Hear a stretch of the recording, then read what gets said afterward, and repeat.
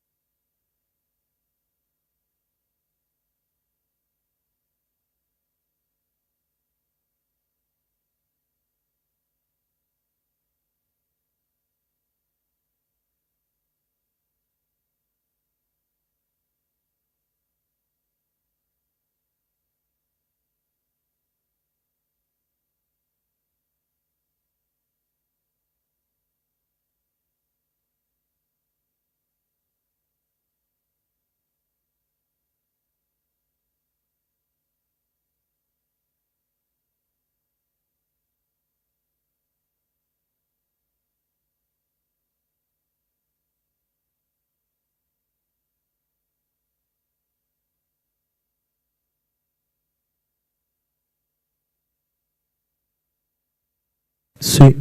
Ey, sí, sí. Hago esto, ya está, ¿no? Ya estoy hablando en canal de inglés. Si hago Sí, ey, hola.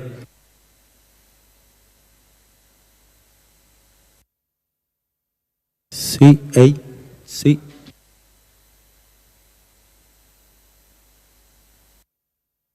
Hola, sí, probando, sí, hola. Probando, probando, sí, probando, sí, hola. Probando, probando, sí, sí, hola. ¿Ya no? ¿Carles? ¿Ya?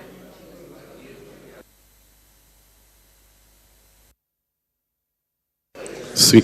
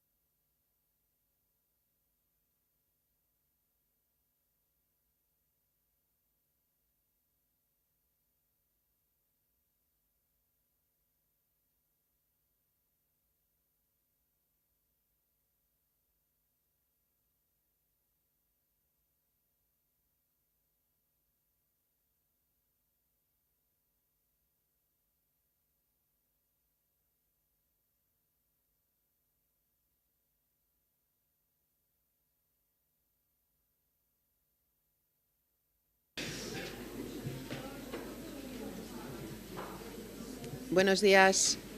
Eso se oye. Good morning.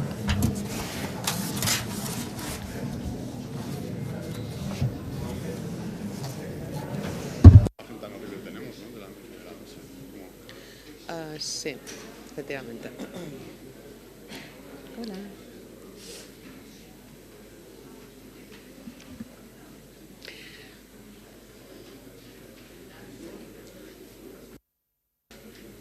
Muy buenos días.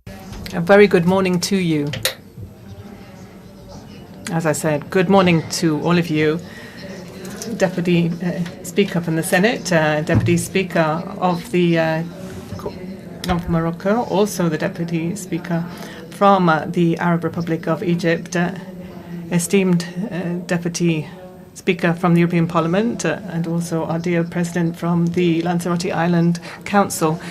Thank you so much for your wonderful welcome here, ambassadors, colleagues, friends, authorities, and a long etc. It's a great pleasure to be able to host this meeting of Answer the South here on the island of Lanzarote. And before we begin with our formal official meeting, we'd like to give the floor to the President of the Cabildo, the Lanzarote Island Council, Oswaldo Betancourt. He has some welcoming remarks to make. Thank you. Good morning, esteemed Speaker for the Congress of Deputies, Deputy Speaker from the Senate, Javier Morato, and also all of the speakers and deputy speakers from North African countries, from all other countries present, and delegations and authorities. Welcome to Lanzarote. It's a different and unique island in the world. It has been shaped by volcanoes and transformed by the ingenious mind of Cesar Manrique, who is from here. Respect for nature must always go hand in hand with human development. I do hope that you will have a chance to enjoy the wonderful island of Lanzarote. Ladies and gentlemen, thank you for choosing Lanzarote for the venue of this meeting of the Parliaments of the South here. This is a forum for dialogue and cooperation. It is so significant. It will deal with pressing issues for our area in the south: the management of migratory routes, sustainable development, and the strengthening of bonds between Europe and our neighbours on the Mediterranean. This summit is being held at a key moment in time for Lanzarote and La Graciosa Islands. As you know, on these islands, we are experiencing migration as a phenomenon that has affected us a lot. 4,296 people arrived last year on small boats. 572 were minors, and in 2025 already, we have had 3 boats, 822 people arriving on islands. And on these islands, the population is only 160,000 people, and we have done such a lot together with the Canary Islands government to be able to welcome these migrants, particularly the unaccompanied minors. We have a network with 9 reception centres here. We're trying to have a more family-based, humane and professional model for that network. We have taken on around 200 girls and boys in those centres. As I said, these huge efforts are not enough. This is an island, ladies and gentlemen, which had to sign a decree of a social emergency. We're committed with our health services, our social service and our security services, and even our forensic services have been also put under stress by this phenomenon. We're in the south of Europe, but challenges and hopes converge here. But even though we are remote from the rest of Europe, we must not be forgotten. We require solidarity from all of you. Europe also has to take on its responsibility with this global phenomenon. It is urgent, and it is a priority for us to work together to stop thousands of people losing their lives on this Atlantic migratory route, which is deemed to be the most deadly, dangerous route in the whole world. The migratory situation here, affecting all of us in this room, requires a coordinated, fair and solidarity-based solution. This summit for Lanzarote, as well as for all of the islands in the Canary Islands archipelago, and those other countries are on the front line for migration. A a priceless occasion to be able to evaluate, discuss, and seek those joint solutions. It's also essential for us to continue to reinforce, in actual fact, and not just with good intentions, coordination with the countries of North Africa and to promote economic development, social development, and sustainable development in the countries of origin. Believe me, ladies and gentlemen, the real solution is not just to be able to welcome these people into our countries in the best possible conditions, but it is about making sure nobody has to be forced to leave their homes. I can assure you that the people here in Lanzarote and the Canary Islands believe in solidarity. They have always shown that they are hospitable and they welcome people in, but today we are being surpassed by this phenomenon. A joint effort by all countries in Europe and the commitment from our African neighbours is needed. This challenge is a joint challenge, and only together can we find solutions, more humane, sustainable and fair solutions. Ladies and gentlemen, let me conclude. Speakers and representatives of the different parliaments here at this meeting is a great opportunity for us, and here in Lanzarote we offer you our hospitality and our commitment to the values of solidarity, humanity and justice. I'm absolutely convinced that the work that will be done in this meeting will help to bind us closer together and to deal more effectively with the challenges we're all facing. But believe me, that we do not have any more time. We have to do all we can, use all human resources, technological resources at our disposal to ensure that this sea does not continue to be the cause of death for people. Once again, enjoy this wonderful island, the gastronomy here, the landscape here. Lanzarote and La Graciosa Islands will not just surprise you, but they will inspire you, just as they inspire us who live here. Thank you very much and good morning to you.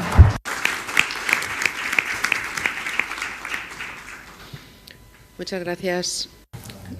Thank you very much. Un honor poder inaugurar. It's an honour for me to be able to inaugurate this conference of parliaments of the southern part of the European Union on the two sides of the Mediterranean. This is the first meeting of presidents which we have within this quarter, within the framework of the calendar of meetings of the Spanish presidency of the Assembly. You know that this is a follow-up to the meeting that we held in Palma on the 23rd of April as a final act of the Spanish presidency of the Council of the European Union, which took place at the second half of 2023. The initiative of that meeting is something we owe to our dear friend, the President of the Cyprus Parliament, Mrs. Anita Dimitriou. She was interested in having the parliaments of the South to meet and to discuss the issues that particularly concern the countries of the southern part of the European Union, especially because of the migratory pressure.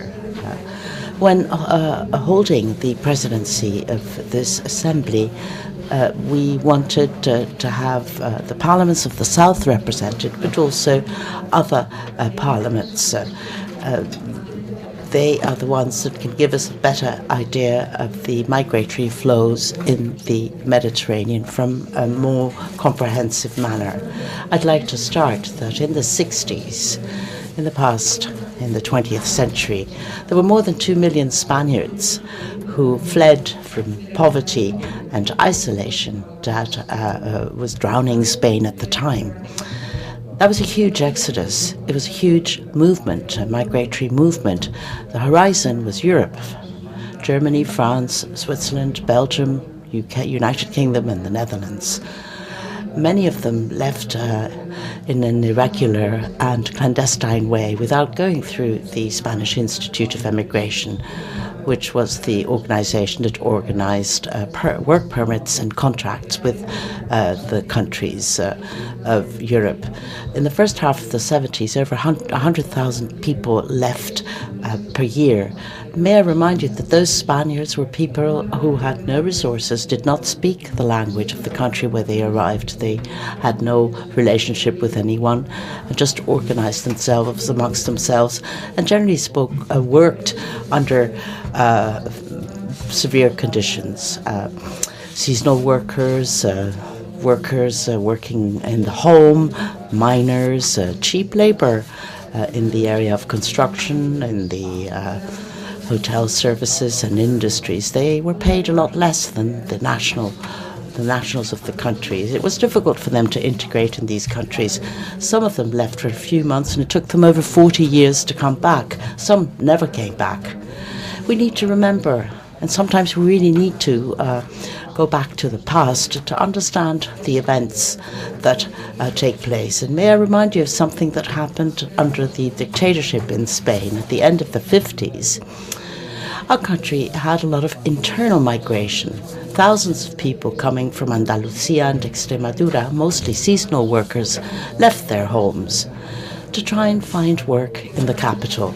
They arrived with nothing, no work, no home, and on the outskirts of the cities they created spontaneous areas of shacks, trying to find provisional dwellings. The Franco government decided to put an end to this type of shanty town development. So they issued in 1957 a decree against seasonal workers, and they banned entry in Madrid if you couldn't certify that you had a home. And anyone who arrived at one of the train stations was sent back home if they didn't have a domicile. They destroyed all the shacks and the illegal settlements, and they banned companies from taking on people who didn't prove that they had a home. They wanted to prevent Madrid prevent it from growing out of control. But this turned into a demographic boom and a real estate boom in the history of the city. We need to remember this because today our objective is to look at immigration between the countries of origin, transit countries, and the countries of destination. Because a more humane and more orderly management in the area of migration to the benefit of the people who are migrating and also to the benefit of the communities of origin, transit and destination is absolutely indispensable. We need to face up to this. This is a priority. We need to look at the policies that are to be implemented to deal with this in an empathic way, but also taking account that we need to look at this from all angles. The reasons for moving are many, are diverse, but have happened from the very start of humanity. So we've asked the presidents of the 5 committees of this assembly to deal with the migratory routes in the Mediterranean, the Western Mediterranean and the Atlantic. And then, of course, remembering the migratory routes in the Mediterranean, in the central and the eastern Mediterranean, where there's been very high numbers of migrants, especially in 2024, because of the geostrategic events in that region of the Mediterranean. So the Spanish presidency has carried out a mission, a verification mission to Cyprus. And we'd like to thank you for the hospitality we received. After the crisis of refugees in 2015 and 2016, the last few years have again been marked by global and regional instability, which have led to permanent pressure and migratory flows to most of the countries of destination because of the conflicts in the Middle East. The dramatic situation of the people of Palestine in the Gaza Strip, although there is a recent ceasefire for which we are very happy, has completely destroyed Gaza and has led to uncertainty because of the fall of the regime of al-Assad, the crisis in the Red Sea, and the instability in the Sahel. So we're faced with a very complex, volatile geopolitical reality. So apart from the economic inequalities, the natural disasters and the climate crisis and the lack of opportunities for young people and women does lead to uncontrolled flows of migration. And this puts certain countries in a very difficult situation. And it also puts the migrants in a difficult situation. They risk their lives and they are permanently suffering of the violation of human rights, of basic human rights. However, in 2025, this year, I think we have great opportunities for the Mediterranean region. The Union for the Mediterranean comes from the Barcelona process. This year we celebrate its 30th anniversary.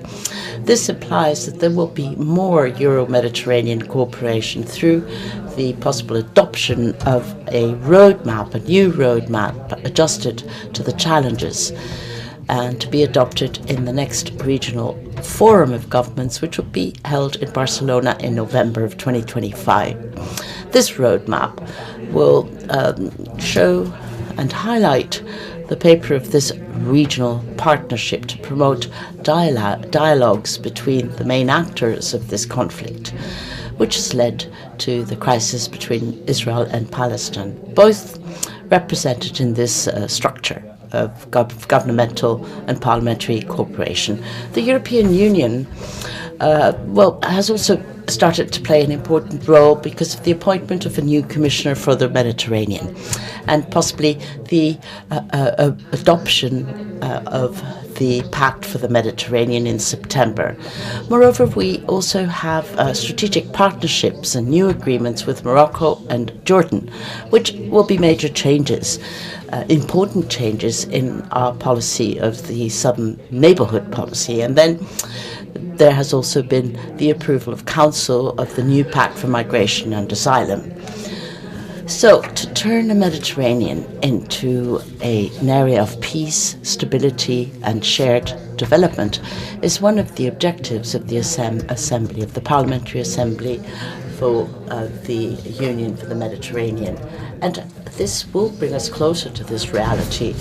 We must stop managing migratory crises on the basis of individual emergencies. We need to have shared solidarity and promote legal ways for migratory flows.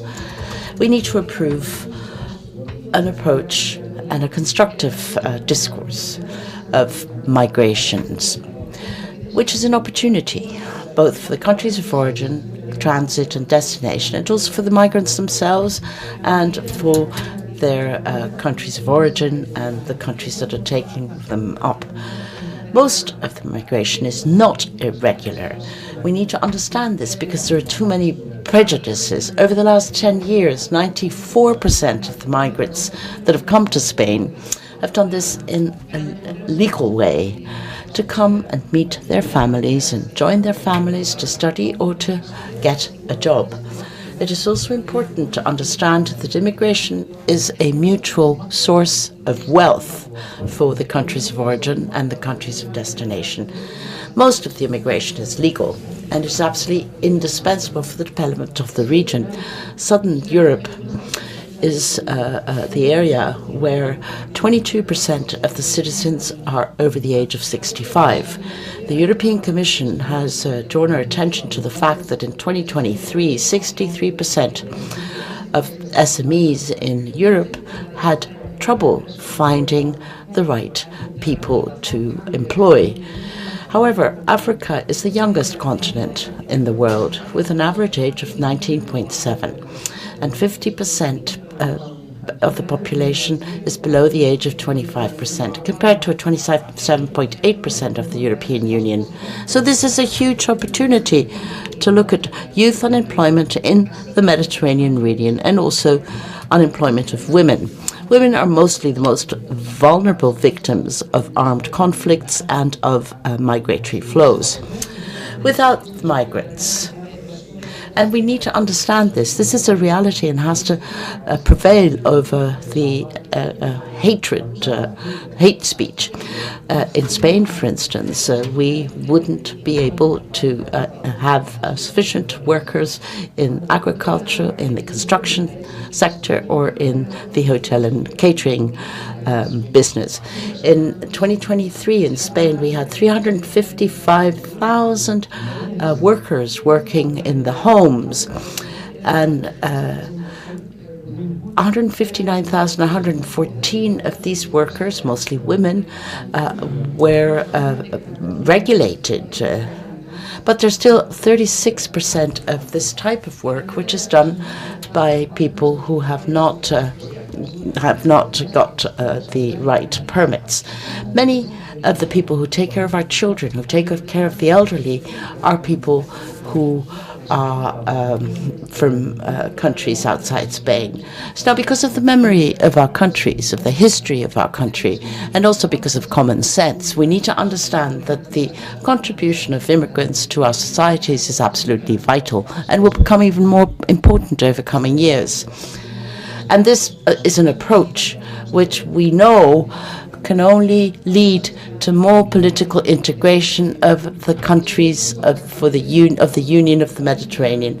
We know we need to go beyond the economic aspects. We need to proceed to more social integration, and we need to have a circular economy and take account of the cultural aspects. The Mediterranean region, with its plurality of languages and cultures, has always come closer because of the trade routes over time. Parliaments here play a fundamental role. We need to give visibility to this, and we need to make sure that this is debate that is kept alive through the dialogues, and we need to remind ourselves day after day that there is this migratory reality, but there is also a need for social societies and civil societies, a need that we need to remember. So during this inaugural session, this assembly of parliaments of the South, maybe I need to explain why we chose Lanzarote. I know that the president of the Island Council has talked about this. There is irregular immigration, and we need to highlight this situation because irregular migration, which causes so much damage. These are very dangerous routes. People lose their lives, and also the use of mafias that are promoting these migratory routes. So we need to work on agreements on regular immigration, which allow for there to be jobs and to have quality situations for those who come to our country. So that is why we chose Lanzarote. It's a fragile island, and the difficulties to manage and to help and show solidarity, because this is, as was explained, this is a phenomenon that exists all over the world, all of Europe. The countries of first arrival, Canary Islands are a clear example of this, and also this is a matter that needs to get other countries involved as well. And we need to take decisions jointly and speedily, as was already said by the president of the Island Council. I do hope that in the course of today we will be taking decisions and discuss other aspects which hopefully will lead to a stable, prosperous Mediterranean living at peace. And let me also add a prosperous Atlantic, a peaceful Atlantic, which is what we all wish to achieve. Thank you. Ahora doy la palabra al vicepresidente. I'd now like to give the floor to Javier Maroto, the Deputy Speaker of the Senate. Thank you very much. Speaker of the Congress of Deputies in Spain, the Deputy Speaker for the House of Representatives from Morocco, Deputy Speaker from the House of Representatives of Egypt, Deputy Speaker from the European Parliament, Speakers and members of the Houses of Parliament of the member countries of the Parliamentary Assembly for the Union for the Mediterranean, President of the Lanzarote Island Council, the Cabildo, and also the President of the Canary Islands, members of Parliament, senators, authorities, ladies and gentlemen. Our societies right now are finding themselves facing enormous changes and enormous transformation of their social, economic and consistence models. It's unprecedented. It's not been seen since the Second World War. The social effects of globalization, the tremendous development of the digital economy and AI, the increasing power of the tech giants, and the damaging effects that autarkies such as China and Russia are having on our European liberal democracies, and also to an increasing degree on the countries of the African continent are just some of the reasons behind this change. But perhaps one of the main reasons for this change are the effects that have been generated by current migration flows. And that is the topic, that is the issue on which this Parliamentary Assembly can play a crucial role. We should analyse those flows and the three key challenges that they are prompting.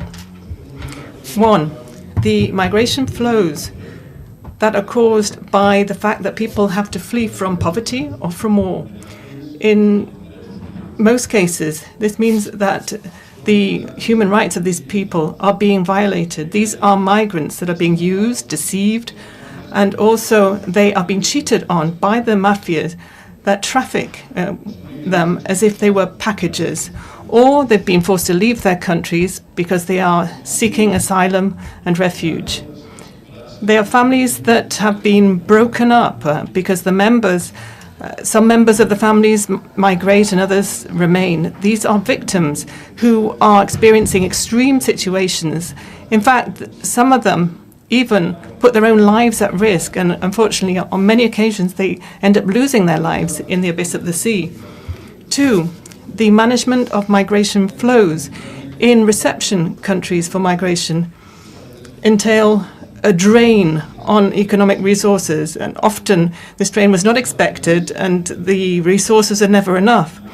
The facilities, the reception centres, basic material for their survival, hygiene, medical care, food, human resources such as social services, personnel and law enforcement agencies, social assistant and so on and so forth, educational programs to help them learn the languages or to get skilling for employment.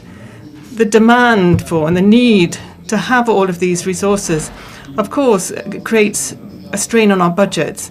And in decentralized states like Spain, where competences are shared out or distributed between the central government and the autonomous regional government, can also prompt tensions at an institutional level and bitter parliamentary debates, and always for the same reason. No matter how much effort is made by all of the stakeholders involved, it's never enough, and there are always needs that are not covered. But there's a third effect produced by these migration flows, and this is something that we're seeing more often than before. It's more dangerous than ever before, and that is polarization in politics and the growth of populist political parties that are becoming more and more common. Their presence is more common in parliaments, and they are making it much more difficult to reach sound majorities that would provide stability to the governments to manage this phenomenon and any other relevant affair in our countries. This, and sometimes even, these same parties manage to get into government directly, and they create this new network of people and parties in power who believe in different values and principles to those that were the foundations of the creation of the European Union, that obviously was about economic growth being fostered, but compatible with solidarity and respect for the rule of law and individual rights and liberties. Many Europeans are fearful of migration as a phenomenon. Sometimes they're even afraid for their own safety or the safety of the people that they love, or they think it's unfair that with their taxes they have to pay for the education, the health and social assistance for migrants. These are subjective perceptions, and sometimes they may be based on true facts or even on unfair situations, but they must be corrected. But these populist parties, what they do is exaggerate all of these situations, and sometimes they even directly make up and falsify the reality, especially through social media, where there is a wrongful, perverse use of new technologies and artificial intelligence.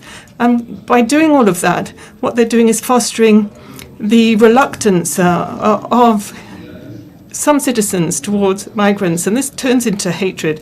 These populist parties reach inflammatory conclusions and have very few realistic proposals for a complex affair that isn't about figures, it's about people, human beings like us. Dear colleagues here of this Parliamentary Assembly, we are sharing here a unique space for reflection, analysis, but above all, to put forward new proposals that will be useful for all countries. The countries from the origin, transit and destination countries for migration, so that we can deal with those three major challenges of the defence of human rights, the life of the migrants and the economic consequences in our societies. And then let me underline the last one, the threat for our peaceful coexistence and political stability of our countries. This is up to us. Let's take advantage of this opportunity. Thank you.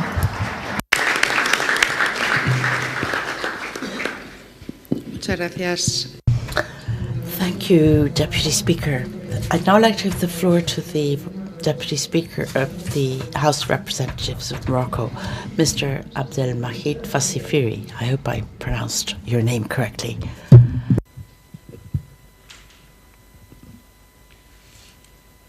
Madame la Présidente. Thank you, Madam President of the Speaker of the Spanish Parliament, Deputy Speaker of the Senate of Spain, Honourable Presidents, Vice Presidents, Heads of Delegations, Honourable Members of Parliaments, ladies and gentlemen, it is an honour for me to be able to take the floor today on behalf of the Parliament of the Kingdom of Morocco during this conferences of the Parliaments of the South, which unites the representatives of the North and the South of the Mediterranean. I'd like to greet my colleague of the Moroccan Senate, Mr. Talabi, and I'd also like to thank Mrs. Francina Armengol for your excellent organisation, and also the Parliamentary Assembly for the continuous effort to promote dialogue in our region. Now, the subject we're going to be discussing today on migration, the migratory routes in the central Mediterranean, eastern Mediterranean, western Mediterranean and the Atlantic is so important for us. Whether we are a country of origin, a country of transit, or a country of destination. This is an incredibly complex subject which affects security, affects the economy, social policy, and also human dignity. Through this exchange, we need to remember that every individual, anyone who starts these routes, takes with them aspirations, hope, suffering, which we can't possibly ignore.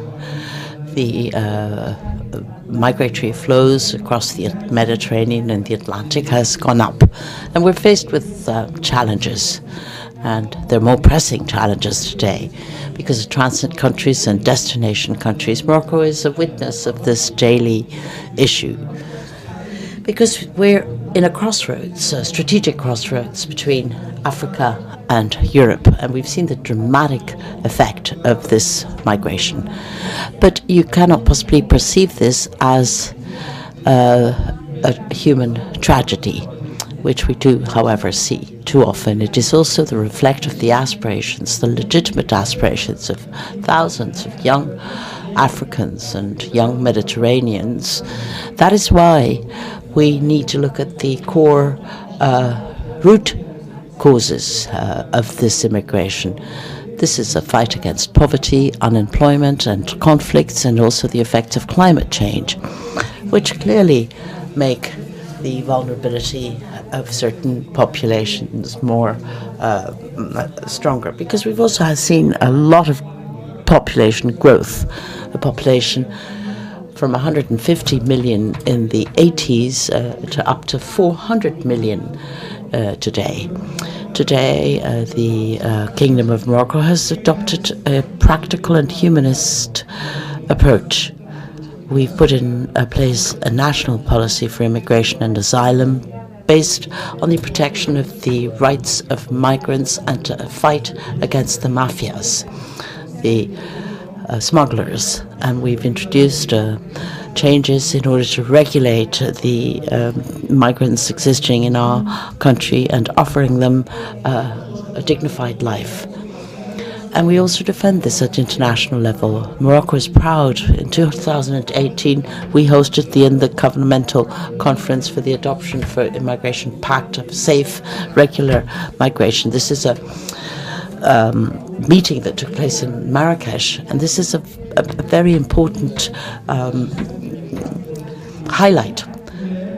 Migration needs to be approached from a collective manner, needs to be dignified with the protection of human rights. Allow me also to make another comment.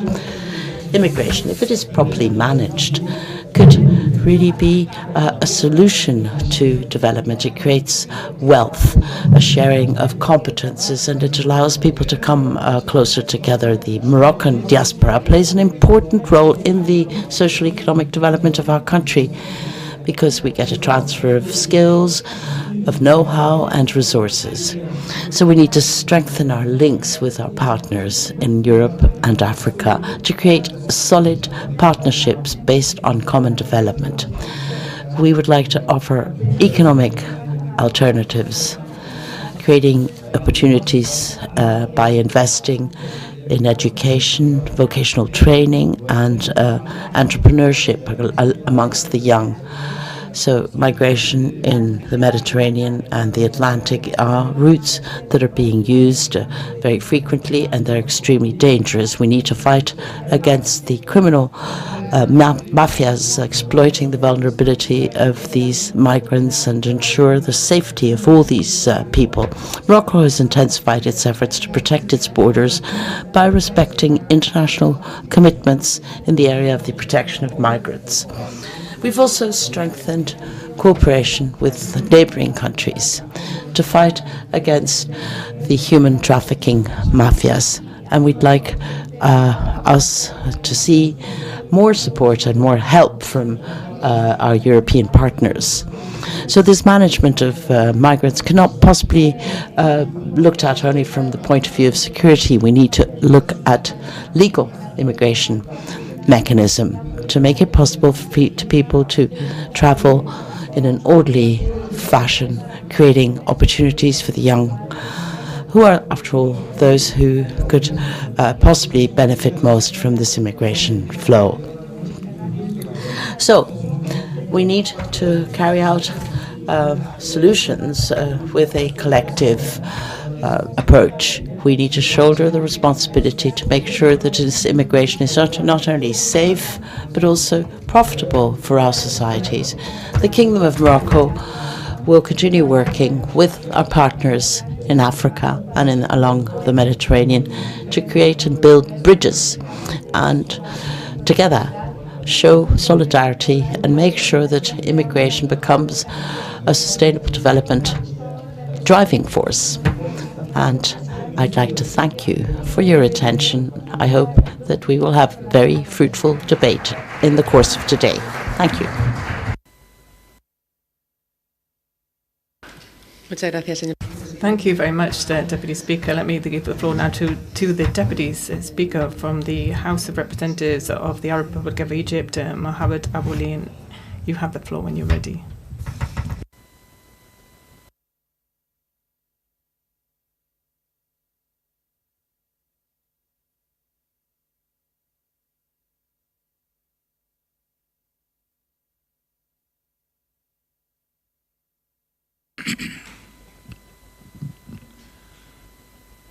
بسم الله. معالي السيدة فرانتينا المنجول رئيس مجلس النواب الإسباني، معالي السيد خفير. Ladies and gentlemen, Madam Speaker of the Congress of Deputies, Deputy Speaker of the Senate, Mr. Javier Morota, ladies and gentlemen, speakers, deputy speakers from all of the parliaments here and your representatives, my warm greetings to you this morning, and also greetings on behalf of the Egyptian Parliament. In our Euro-Mediterranean area, we see that there is one issue of crucial importance. Naturally, logically, that we have a number of interlinked conflicts I would also like to thank all of our friends in the Spanish Parliament for their endeavours with regard to this parliamentary assembly. They have done some exceptional hard work. This is essential for a dialogue to be forged to resolve our problems. Ladies and gentlemen, today we are celebrating the 30th anniversary of the start of the Barcelona process and the peace process that kicked off. It was set up to speed up the processes to develop peace in the Mediterranean area, but it was also a great opportunity at the time, wasn't it? And today we have to wonder where we stand with regard to what we wished for back then. Is the Mediterranean area more stable? Safer? What about that gap? Has the gap got bigger? Has it got smaller between the two sides? Have we worked to create more job opportunities? What is the percentage of European investment in the south of the Mediterranean? What is our prospect for the future? And what is our view on our north-south, south-north relationship today? Ladies and gentlemen, our priority today, if we want to talk particularly about migration as an issue, and you have already addressed the issue from a number of different angles. We've heard about poverty, about people fleeing from war, which is a cause of migration. But I think that everything that is happening in the Middle East today is a warning for us about a big danger that we may see become reality. These agreements that have been signed, the peace that we have at the moment, has been the hope of all of the peoples in that area. The new U.S. administration at one point did want to bring about that stable, lasting peace. That decision was supported by all of us at the time.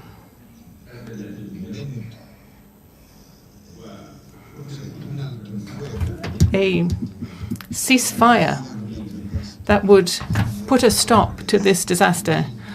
47,000 people have been killed. People have been displaced. They are sleeping outside at night. They have no food or clothing or drinking water. But they didn't want to leave their countries. They didn't want to be displaced. They didn't want to move to any other country. But what has been said openly that they would not do anything with the Palestinian cause. Egypt has always said there will be. We will not make any concessions. We will not put a stop to the Palestinian cause. We will not give up an inch more of land, and we will not say that anything can be done against the rights of the Palestinians. We will not liquidate that Palestinian cause. These are international rights they have. These are the rights of Palestinian people in the United Nations, in all international organizations. It has been said that Palestinians are entitled to live in their own territory. The problem is occupation. The problem did not start on the 7th of October 2023. No, it did not start then. It started back in the 1940s, in the 20th century, when Israel moved in to occupy Palestinian lands. Yesterday, we heard some statements that will be inflammatory for the whole area. They will really hurt people's feelings. So we're irritated already. We are upset by statements and declarations that have been made by the U.S. administration on behalf of the president, when they've talked about displacing the Palestinian people, to sending them here and there. The 110 million Egyptians reject this. The president rejects this. The parliament, both houses of our parliament, reject this. All Arab peoples reject this displacement of Palestinians outside of their territories elsewhere. Is this a fair peace? Or would this simply be a fire that would be lit that will put the whole zone to waste? We will not accept that displacement.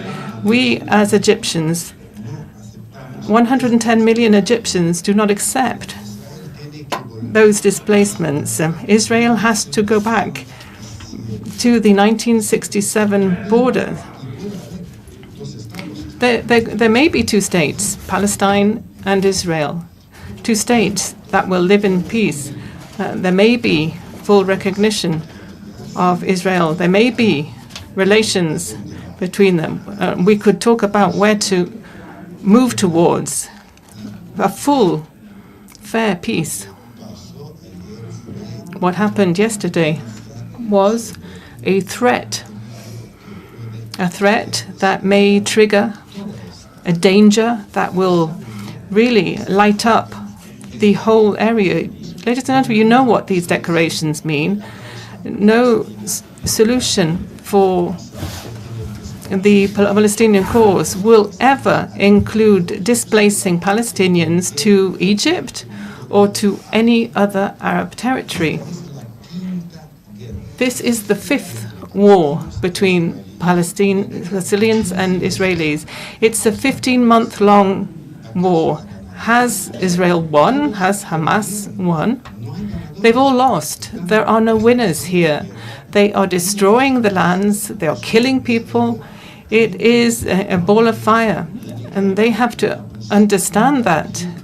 There has to be a very clear stance taken by European countries to the situation now, what is happening now. We want peace. We want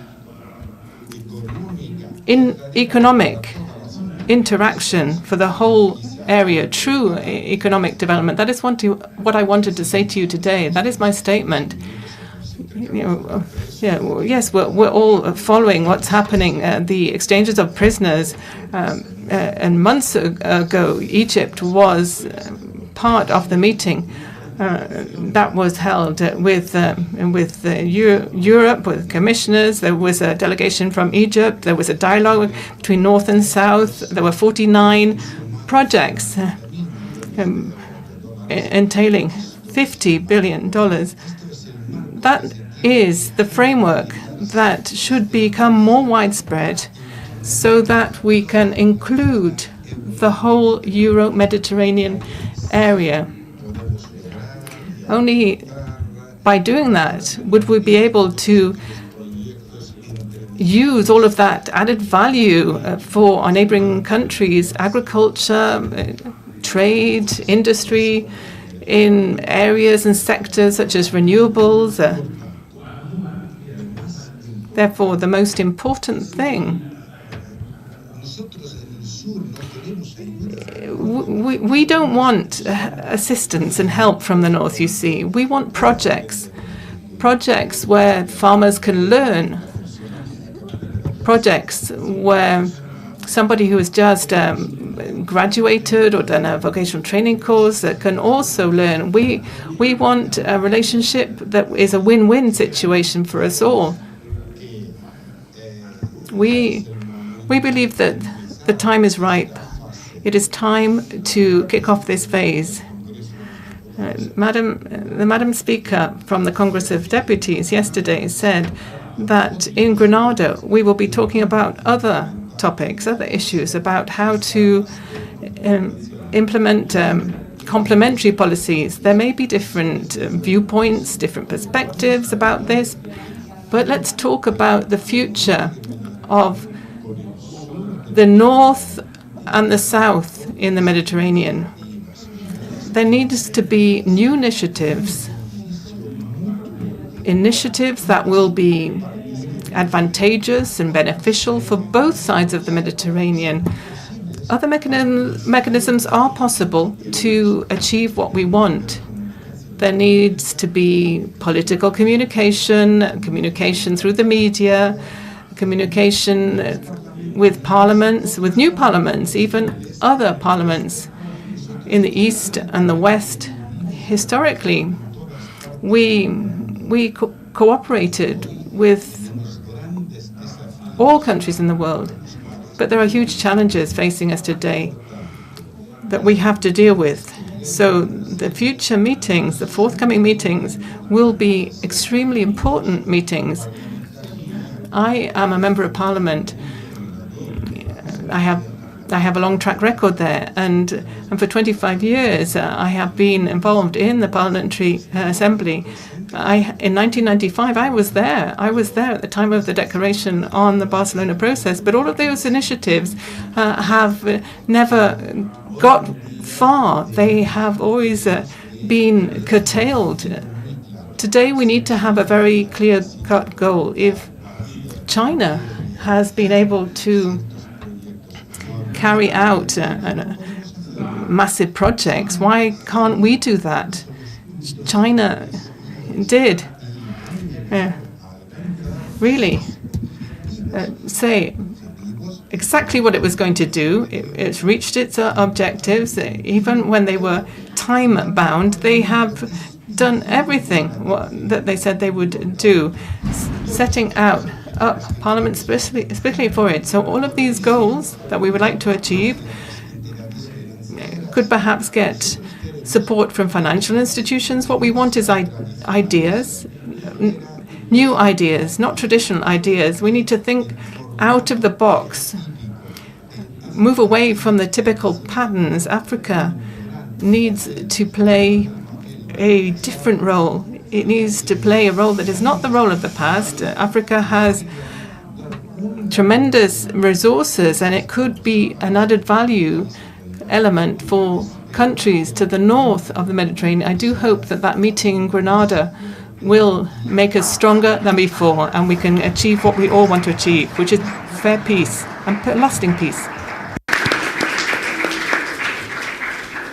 Muchas gracias, señor vicepresidente. Thank you so much, Vice President. I'd now like to give the floor to conclude this round of speakers. I'd like to give the floor to Mr. Yunus Omati. You have the floor, sir. Deputy Speaker of the European Parliament. Merci beaucoup. Madame la Présidente du... Thank you, Madam. Honorable Francina Armengol, Speaker of the Spanish Parliament, Vice President of the Senate, Mr. Javier Maroto, Honorable Speakers and Deputy Speakers of the partner Parliament.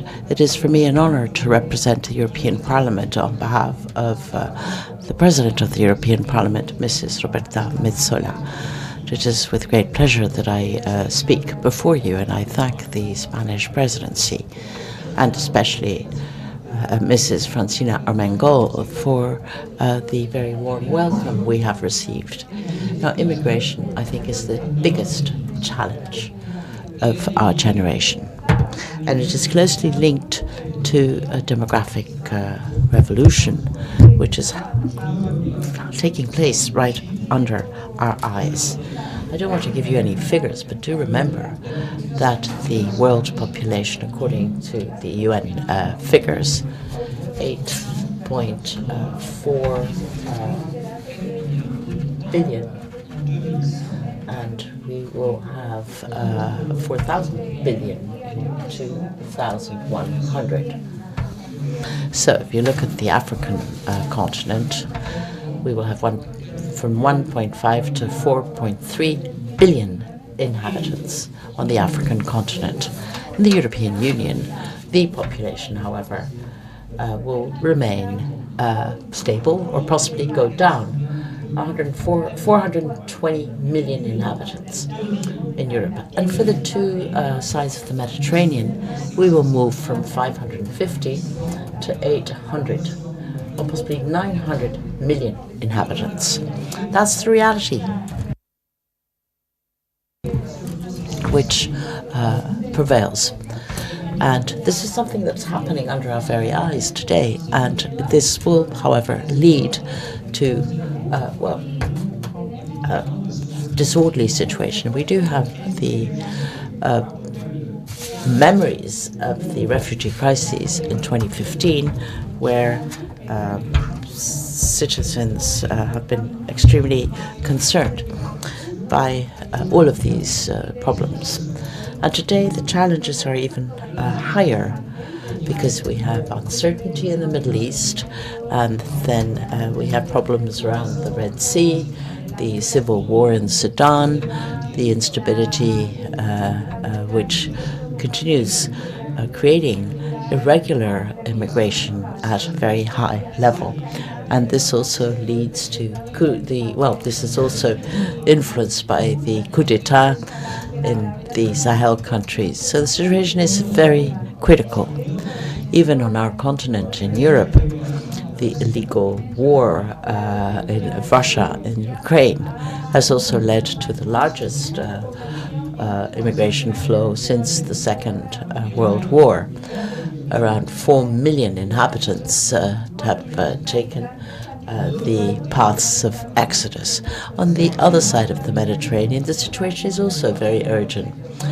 The North Africa Partnership has made a huge effort to welcome many refugees. Egypt has welcomed over 9 million refugees. So I believe that if we don't deal with immigration, what we shall be doing is giving weapons to the extremists and populists. And to put this in simple terms, not a single country, not a single continent can possibly on its own find a solution, a long-term solution, a lasting solution to this problem. So we need to work together. We need to work jointly. And we cannot possibly leave this question in the hands of the populists, because they're looking at us and are happy because we are ineffective, and they are trying to put solutions to a problem which is extremely complex. We cannot delay in finding solutions, and I know that joint solutions are possible. Last year, for instance, the European Union approved the Migration and Asylum Pact. This is a common framework which protects the external borders of the Union, but at the same time is fair to those who are rightfully to be protected, firm vis-a-vis those who need to be not protected, and also we need to be very strict against the trafficking mafias. They exploit vulnerable individuals, and member states of the European Union at the moment are trying to put this pact into practice. But for this to be truly efficient, we need close cooperation with all of the countries of origin and the transit countries. That is essential, and the only way of achieving our objectives, our common objective, is by a common effort from all sides of the Mediterranean through a commitment and cooperation, and also the respect, mutual respect, that is. So this basically means that you need to find the right balance, achieve better results to settle the question of irregular of departures and also the returns, taking into account the needs and the interests of all of our partners. This basically means that you need to tackle the root causes of irregular immigration. That is essential. In order to tackle this, you need to look at poverty, inequalities, the lack of opportunities, climate change, natural disasters, lengthy conflicts, organized crime, and also authoritarian regime, violation of human rights, the absence of the rule of law, and corruption. So we need to tackle all of these causes, and we all know this. We know that this is not a simple matter, and we know that this is going to take time. But the European Union will continue committing fully, using the many tools that it has at its disposal to invest in education, in opportunities, trade opportunities, and also the creation of jobs. Honourable colleagues, today we're in Lanzarote, on an island, in a region, an ultra-peripheral region of the European Union, an island, as many others have involuntarily become the theatre of a tragedy for everyone, which is repeated here in the Atlantic, as we have seen in many other Mediterranean islands, where lives are lost, those who have escaped from poverty, from inequality, and from wars. The devastation taking place under our very eyes needs to really make us be aware of this, because every single death is a collective failure. Every death is a failure of the international community. And let me just remind you of a tragic event. Human rights need to prevail. They need to play a central role when we discuss cooperation on migration. And we need to say this even louder when we see how these principles are being trampled upon. So I'm convinced that the discussion that we had yesterday, Madam Speaker, and the discussion we will have today will make it possible for us to build a constructive path for strengthened cooperation in the Mediterranean. We can assure you that the European Parliament is committed to this. Thank you very much.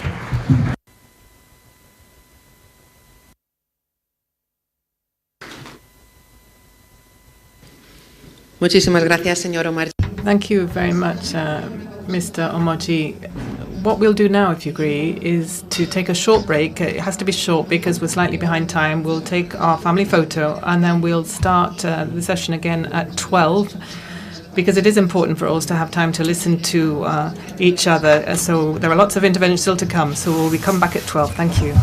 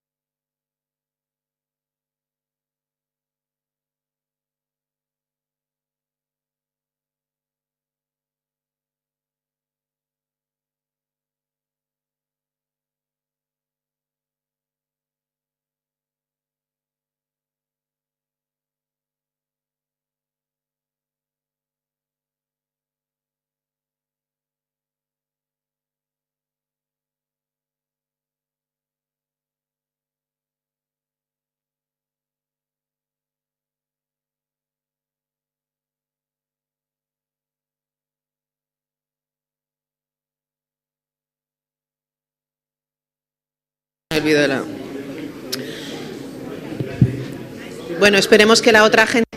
I think we should perhaps wait until everyone joins us in the room, but we do need to start very soon because we are getting a long way behind schedule.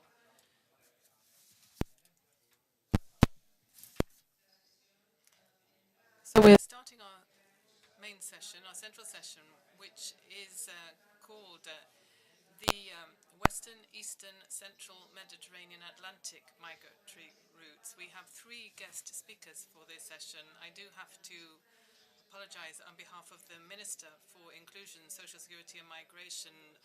She really wanted to be with us today, but unfortunately pressing engagements have kept her from coming. But she does have a video message for us, and we'll be able to hear her and see us straight away, I think.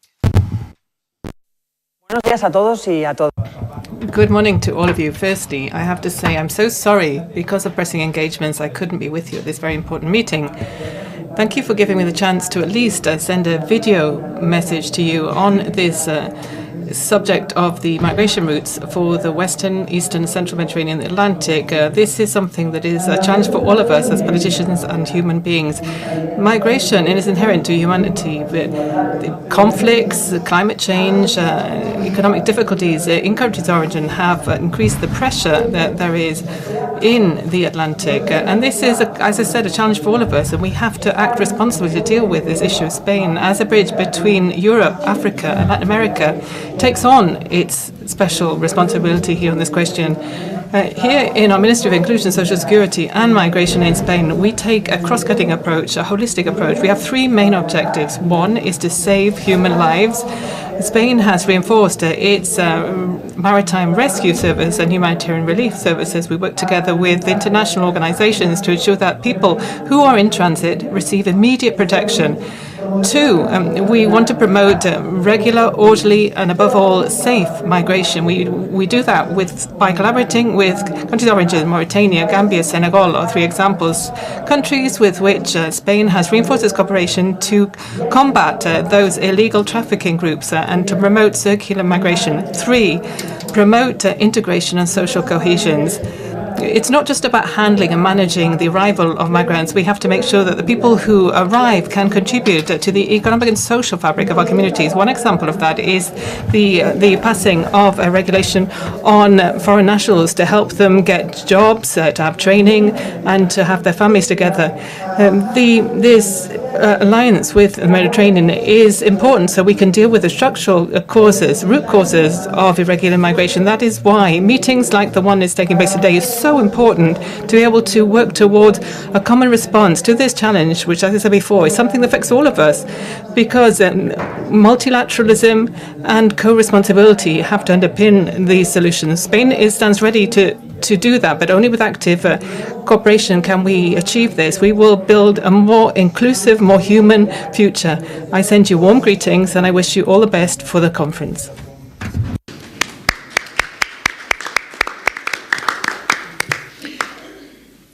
Tenemos ahora. We now have with us the Secretary of State for Migration in Spain, Pilar Cancela. When you're ready, you have the floor. Thank you for joining us. Thank you very much, Speaker and President of the meeting. Good morning to all of you, to the authorities and representatives of Mediterranean parliaments. Also, greetings to the representatives of the Spanish Senate. Firstly, let me say it's an honor for me to be able to participate alongside these such high qualified representatives here for the Mediterranean area, because it allows us to create that space for dialogue here so we can discuss and find more about the reality of migration in the different countries that form the Mediterranean space. So Parliamentary Assembly for the Union for the Mediterranean is definitely the best place to do this, because many of the countries of origin, destination of the different migratory routes between Africa and Europe are here present and represented. It's all we know, don't we, that migration in the Mediterranean is nothing new. Human mobility has always been around, right down the history of humankind. It is all part and parcel of the evolution of humankind. So these this multiplicity of different routes in the Mediterranean over time have simply enriched and joined together our peoples and made us stronger, because migration can also be a source of strength and growth. Let me see if I could analyze briefly the situation and share briefly some of my thoughts on this recurring phenomenon, something that defines us too as societies. It defines Europe vis-à-vis the rest of the world, or it should actually define us as Europe vis-à-vis the world. Migration flows, human mobility, therefore, are a complex reality. You have to look at this from different angles, and of course represents so many different challenges for us. And that means that managing migration is one of the most important challenges on the political agenda of any country today. All of us here in the Spanish government, therefore, address migration through profound respect for human rights, first of all. So what is our watchword here? What is the key idea here? Obviously, we advocate regular, safe and orderly human movements. That is the way human mobility should operate, but that is not at all incompatible with a human rights-based approach, putting people first, always first, ahead of any other circumstance. Therefore, what is our goal? The goal that we have is the integration and inclusion of these people so that they join and form part of our societies. They can help build the country and build communities.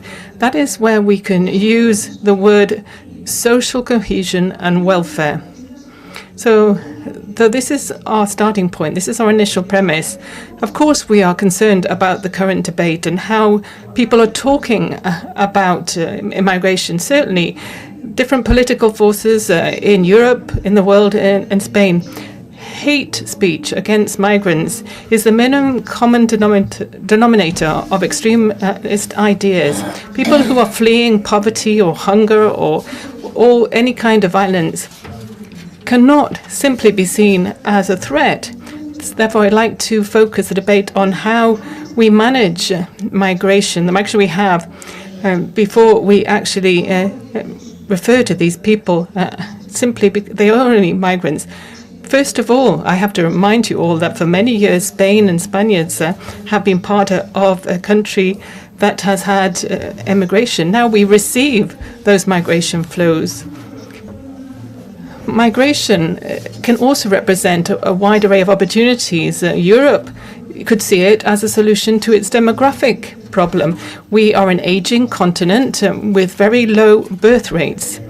Most of the forecasts say that 2025 will be the peak point for demographics.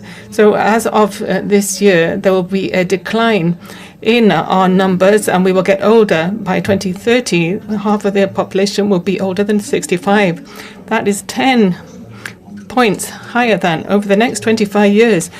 We will probably lose 30 million workers from our workforce. So this is the situation that we're facing, but our leeway is very limited. We need to increase the people at work and also our productivity. And some people might say, well, we have technology to help us. That could perhaps replace the workforce. That is not going to be enough. We need people. We need more population. We need more births. We need migration. We need life, because migration, at the end of the day, is an opportunity for life. Of course, it's not easy to solve this challenge that we're facing. No country in the developed world is able currently to improve its birth rate. So it wouldn't be realistic to say or to think that we can actually go up to the 2.1 children per family to be able to push up the population rates. But if we want to continue to be competitive as a continent in the world, I'm talking about a global geopolitical strategy now, growing and creating jobs, as well as maintaining our welfare state, will require us to bring in more people who are willing to build up our country, our present and our future. But migration is also an opportunity not just for us. Let's not just think about it selfishly. Let's think about those people who are traveling, who are being displaced, who are moving around. Think about the countries of origin. from which these people are moving. Africa and Europe are part and parcel of the same geopolitical space. We have common challenges, and therefore those challenges also require common responses. And as opportunities, we will only be able to take advantage of those if we work together. For Spain, the European country, and I'm saying country, quote unquote, we're closest to Africa. Africa's closest to us, and we're closest to Africa. So the present and future of that continent matters to us. Sustainable, inclusive development there, peace, security on that continent. These are fundamental goals that we have too. Our relationship, our history, that shared history we have with Africa that has been sustained over time defines us to the world, defines Europe. Spain could not be understood without its relationship with Africa, without that shared journey we have taken with Africa. A lack of political or economic stability could perhaps be the explanation for a lot of the migration flows from Africa. 2024 ended with almost 64,000 people who travel over and reach our coast here. 70% actually reach these islands, the Canary Islands. This is where most of those migrants end up. The numbers then are perhaps due to situations in countries of origin, the political, economic, the social situation there, aggravated, of course, by coup d'etats that we have also witness in Sahel countries recently, but climate change is also a reason, and I believe the minister mentioned that now, and other reasons that are the root causes of migration.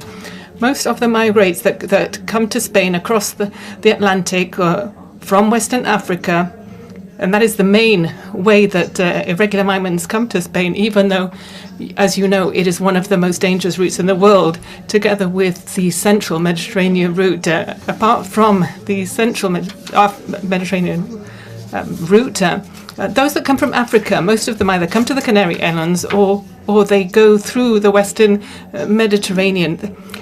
These are people who come not just from the northern African countries, but also from Sudan, South Sudan, Chad, Nigeria, and even Syria.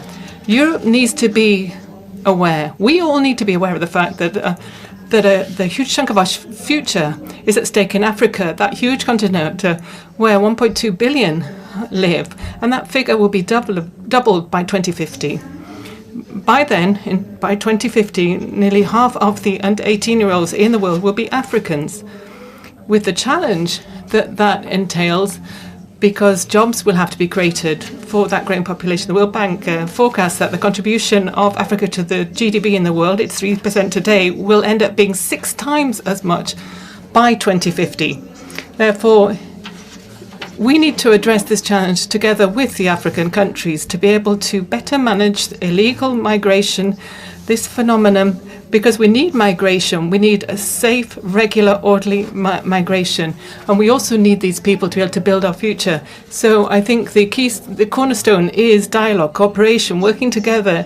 Migration is a global challenge, and no country can come up with the answer to it on its own. No single country has those solutions in its portfolio. A multilateral shared solution is required. We need to go much further than just managing our borders in that solution. Cooperation, of course, with countries of origin, with countries of transit. We need to intensify cooperation with those countries. That's absolutely essential. And above all, to counter the illicit trafficking of people, smuggling of human beings too.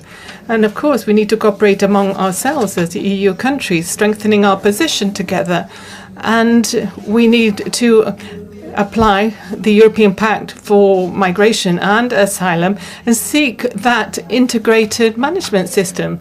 Spain held the presidency of the Council of the European Union at the time when that pact was signed. And we would actually prefer the pact to perhaps have a more humanitarian approach than a border security approach. But we need to be able to enter a dialogue, to understand each other, and to see that as we're now facing a new global geopolitical situation, so what is the role that Europe plays in the world today? And what is the role that we have to play with migration?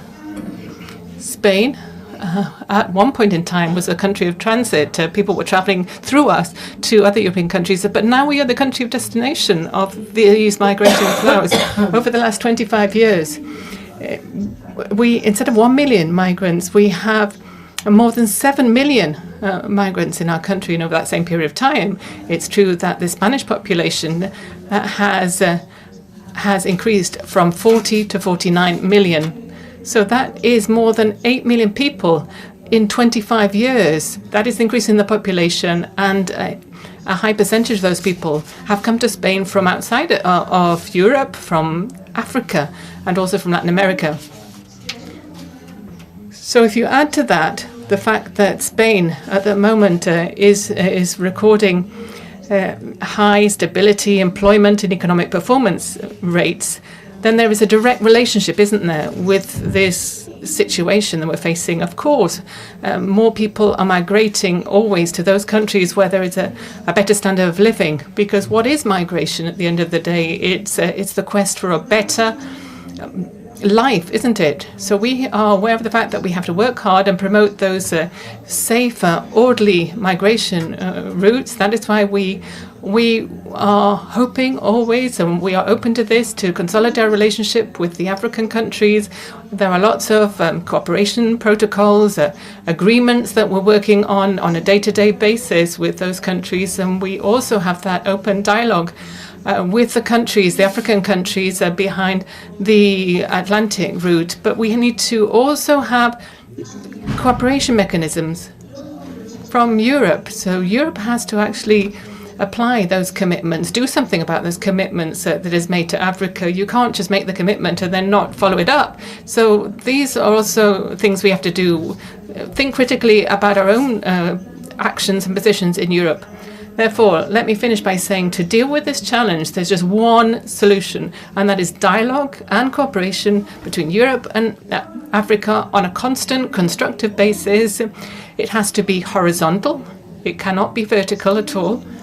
And we are cognizant of the fact that this is a wonderful opportunity for both sides.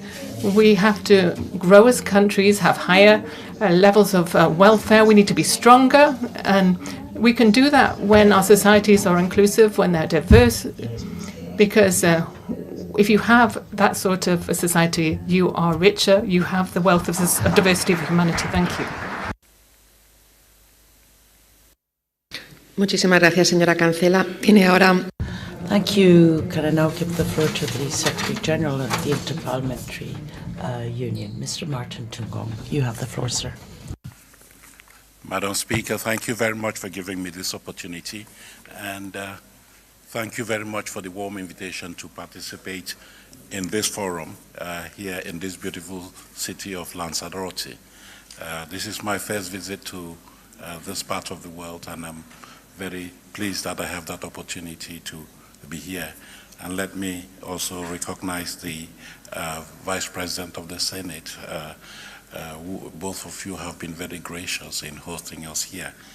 I really appreciate and commend the interest that legislators in this part of the world are taking in a matter that is of utmost urgency in our various countries. We have heard a lot about the tragedy of people losing their lives, the havoc that is being caused by attempts to migrate in very precarious conditions, and I'm so pleased that the parliaments of this region are taking the matter in their hands and trying to see how they can resolve it. And I want to assure you, Madam Speaker, and the other speakers present here, that this aligns very much with the Interparliamentary Union's priorities.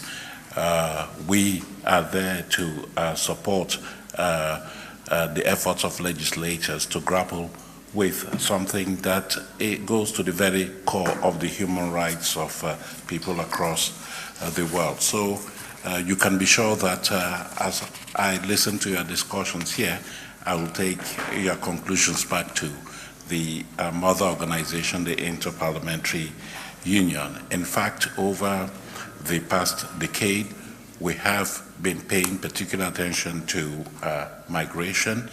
We have been advocating for parliamentary involvement in global efforts to manage this phenomenon of migration. And we have done so since 2015, when we had a declaration on the imperative for fairer, smarter, and more humane migration. This declaration outlined concrete actions that parliamentarians can take to address migration issues. We have since followed up on this foundational statement with other policy statements that are intended to keep the spotlight on the issue of migration, because yes, a lot is being done by states.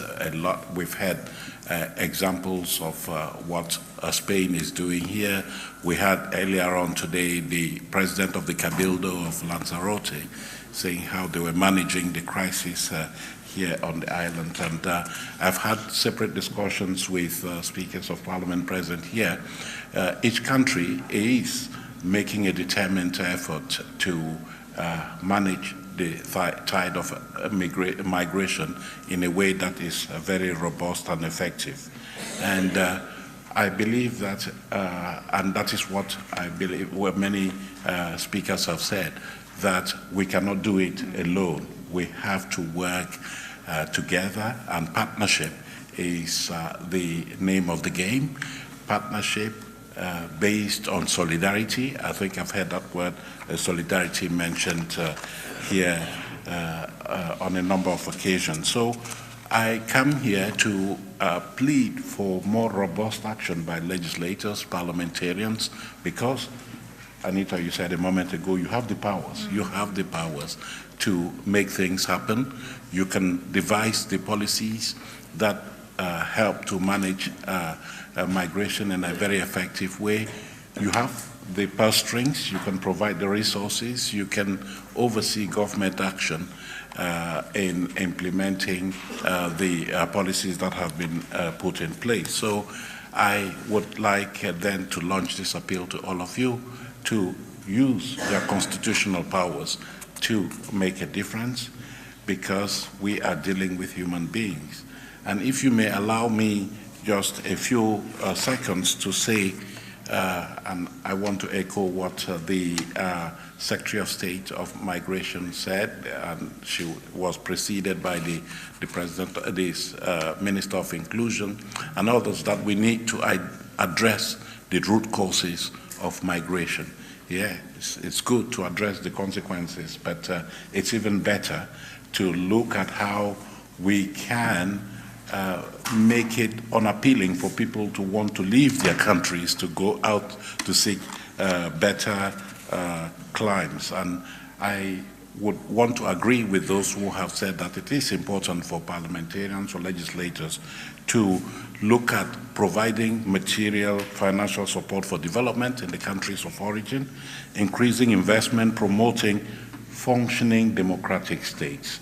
I say this because I know that the bulk of migration from Africa is from countries that are riven with political instability, that is driven by lack of democracy, and so we need to address this more robustly. And I do think that the issue of regional integration needs to be on the table, help those entities that are operating in the various parts of Africa, for instance, to strengthen regional economic integration. I want, in this regard, to argue that the 2030 Development Agenda, the SDGs, provide us with a very good framework for achieving this objective. And we also think that parliaments have a strong role to play in promoting socio-political and economic stability through positive discourse on migration. And again, I want to concur with those who have said that we need to fight speech that is destructive at best, speech that is promoting hatred, of certain communities because they find themselves migrants. We need to look at how we combat racism, xenophobia, and discrimination through your legislative powers, your policy-making powers. And I salute the efforts that are being made by Spain to provide a legal status for migrants so that they can contribute to their host societies, respectful of the customs and traditions of that society, which is important. And using your legislative powers, I think that you can create a framework for what we have all come to consider to be regular immigration, because I do understand that migration is not just a scourge. It can also be an opportunity, including for the host community. So I think it's important that we step up our efforts in this regard and also look at how practical measures can be taken to promote education and training in order for us to address the shortage of skills that we witness in many parts of the world today. I want also to put on the table the need for us, while we look at migration, the plight of migrants, to pay particular attention to the most vulnerable of them. I mean, women, children, the disabled, those who find themselves in the network of human trafficking, forced labor, and modern slavery. I think that we do agree that this exists, and we need, as a global community, to look at this and see how we can be more robust in supporting them. And coming from the parliamentary environment, I think it is important that we strengthen the international legal framework for management of migration. And it has come to my attention that there are certain conventions that are out there that have not been fully ratified by all states. And I think that it is important at this stage to look at the convention. I see here the UN Convention on the Rights of Migrant Workers and Their Families, which happens to be the least ratified of all the United Nations human rights treaties. So I don't know if there are any states here represented whose countries have not yet ratified this convention. It is, I believe, something that you may want to stress in your declaration that you'll be adopting later today.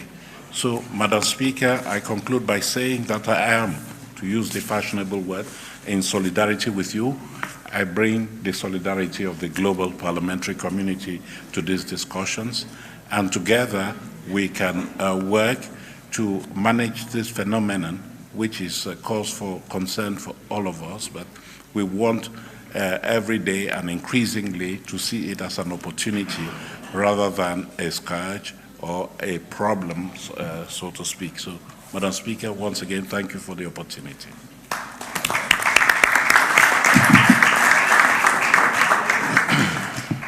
Muchísimas gracias, señor Chungong. Thank you so much, Mr. Chungong. We're now going to move on to the reports of the chairs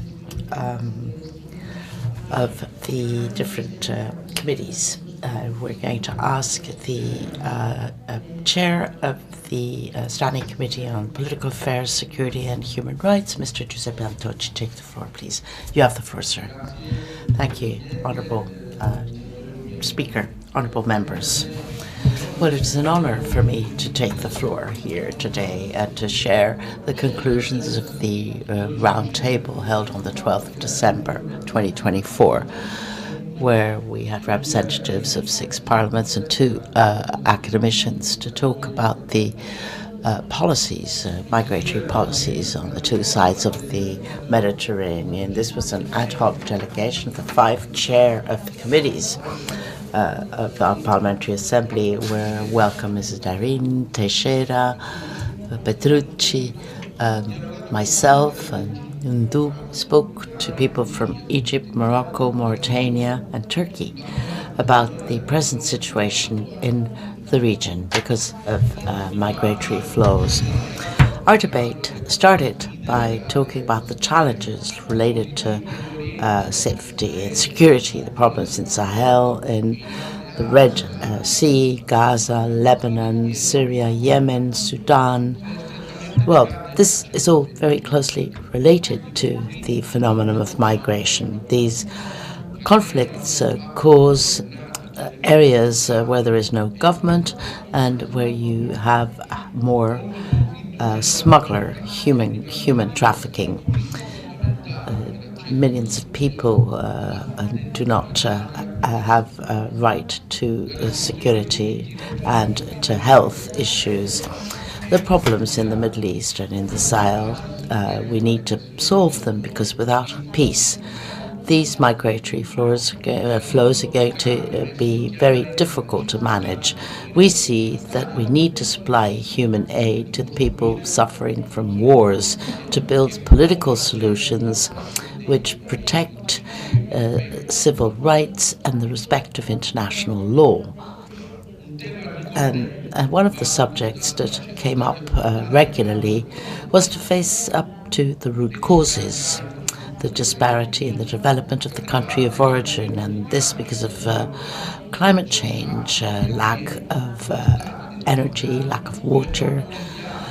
All of this has been identified as causes for migratory flows. It increases instability and also makes the economic gap wider.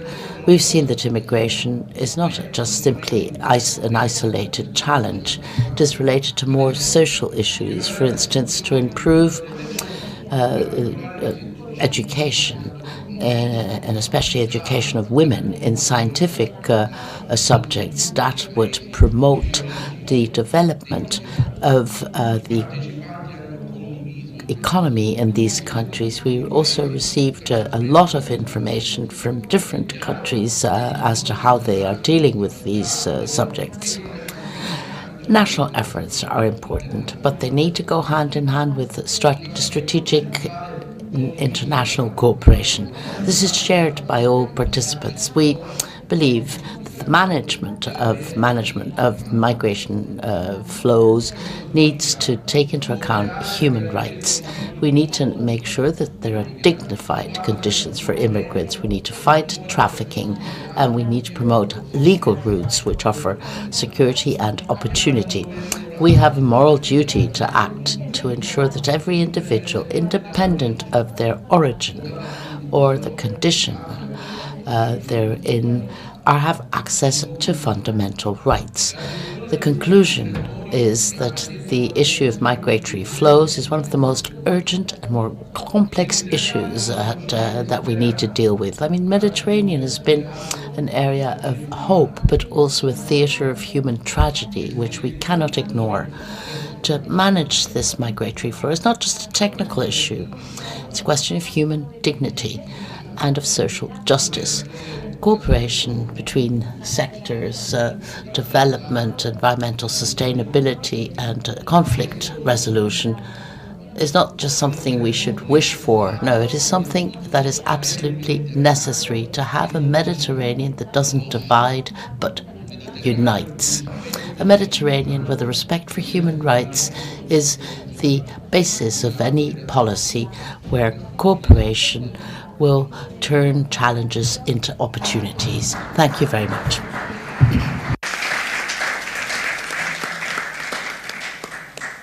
Muchas gracias, señor Antonio. Thank you very much, Mr. Antocci.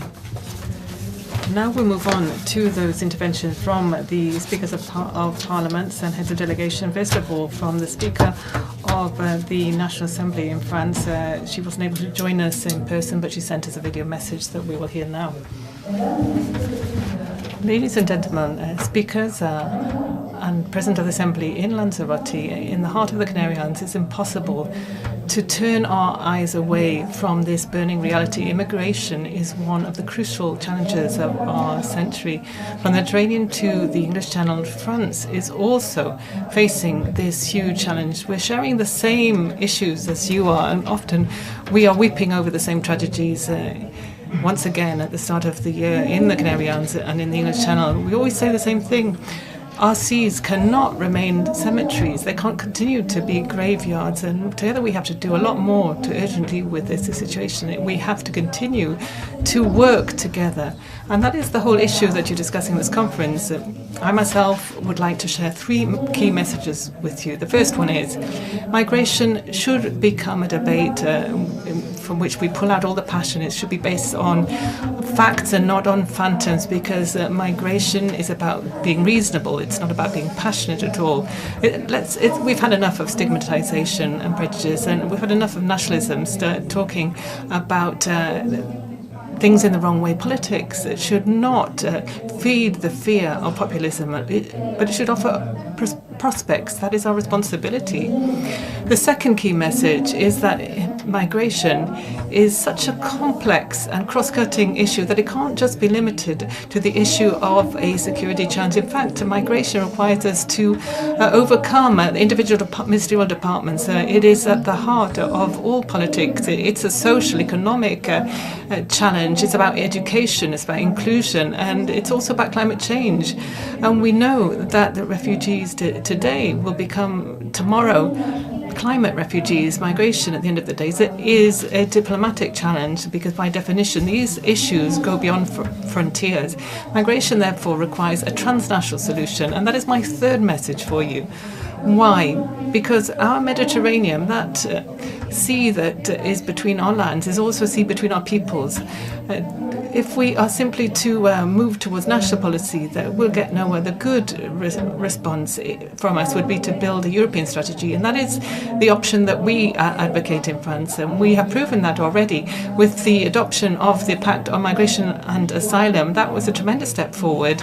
It was humanity and firmness. At the same time, we need to protect our frontiers, but also guarantee solidarity between countries and support the countries in the front line to be able to better manage crises and harmonise our policies. France is committed to putting in practice that pact. Our collective effectively depends on it, as well as our credibility with regard to European citizens, because they are extremely worried about migration.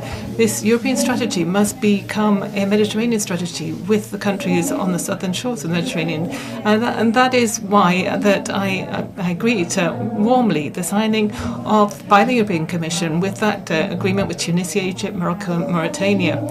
This Euro-Mediterranean strategy, then, where do we fit in as national parliaments? We need to be there to actually transpose European law, to adapt it to specificities that we have in our countries, and to ensure that we look at ideas and draw the necessary political conclusions. With laws, I think it would be better to have better laws than more laws. Since 1945, the French Parliament has actually passed 118 laws on migration.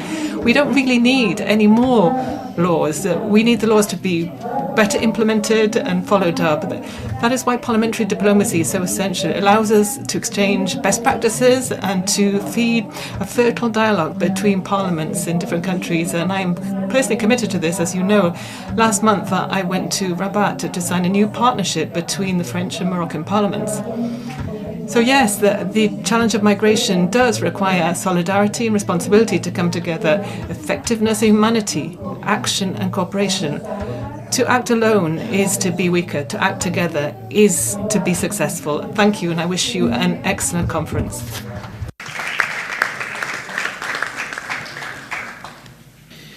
Muchas gracias, señora. Thank you so much. I'd now like to give the floor to the Deputy Speaker of the Hellenic Parliament, Georgios Diargantas. This is also a remote presentation.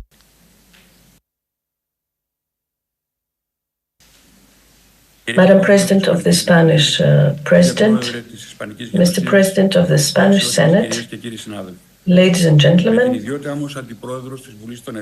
in my capacity as Vice President of the Hellenic Parliament, it is a great honor and pleasure for me to participate in the Southern Parliamentary Presidents' meeting of the Parliamentary Assembly of the Union for the Mediterranean to discuss the burning issue of migratory flows in the Mediterranean and Atlantic region, and to create the conditions for a coherent, sustainable and strategic approach to migration.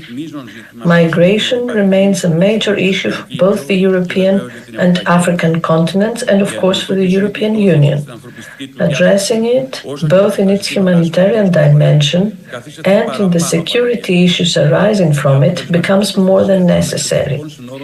The effective protection of Greece's external borders, which are also the external borders of the European Union, is a key priority for my country. One of the main challenges we face on a daily basis is the mixed migration flows of people passing through our country, with a large proportion of them ending up in other European countries. To this end, significant efforts are being made to tackle irregular migration. So far, in 2025, and only by sea, 22 traffickers have already been arrested by the Coast Guard, and 2 criminal organizations linked to the illegal trafficking of migrants have been dismantled. Greece, as the first member state to be confronted with the instrumentalization of the migration issue, supports the taking of further initiatives in the field of combating the phenomenon in order to protect the entire EU border against any third party. In this context, we stress the need for the frontline states to receive all possible support, financial and otherwise, in this respect. The EU and, of course, Greece follows a threefold approach to the management of migration. Firstly, we seek to address the causes of the problem. Secondly, we aim to combat irregular migration. And thirdly, we wish to promote legal channels of mobility. For this threefold approach to be successful, we seek effective cooperation between countries of origin, transit, and destination. In this light, returns to third countries of origin and transit should be strengthened. To this end, coherent EU policy and immediate initiatives are needed. The inefficiency of returns is putting the asylum system and European migration policy to the test. If the issue is not addressed, any reform of the European Union's migration system will face serious challenges. As regards the Mediterranean in particular, the pressure of migratory flows continues to be high, particularly in view of current developments in the wider Middle East region. So we need to remain vigilant in the face of increased migration flows. Ladies and gentlemen, dear colleagues, Greece is making a huge effort to manage the migration issue and to protect the Greek and European external borders from irregular migration, always with respect to international and European law and with an unwavering commitment to the protection of human rights.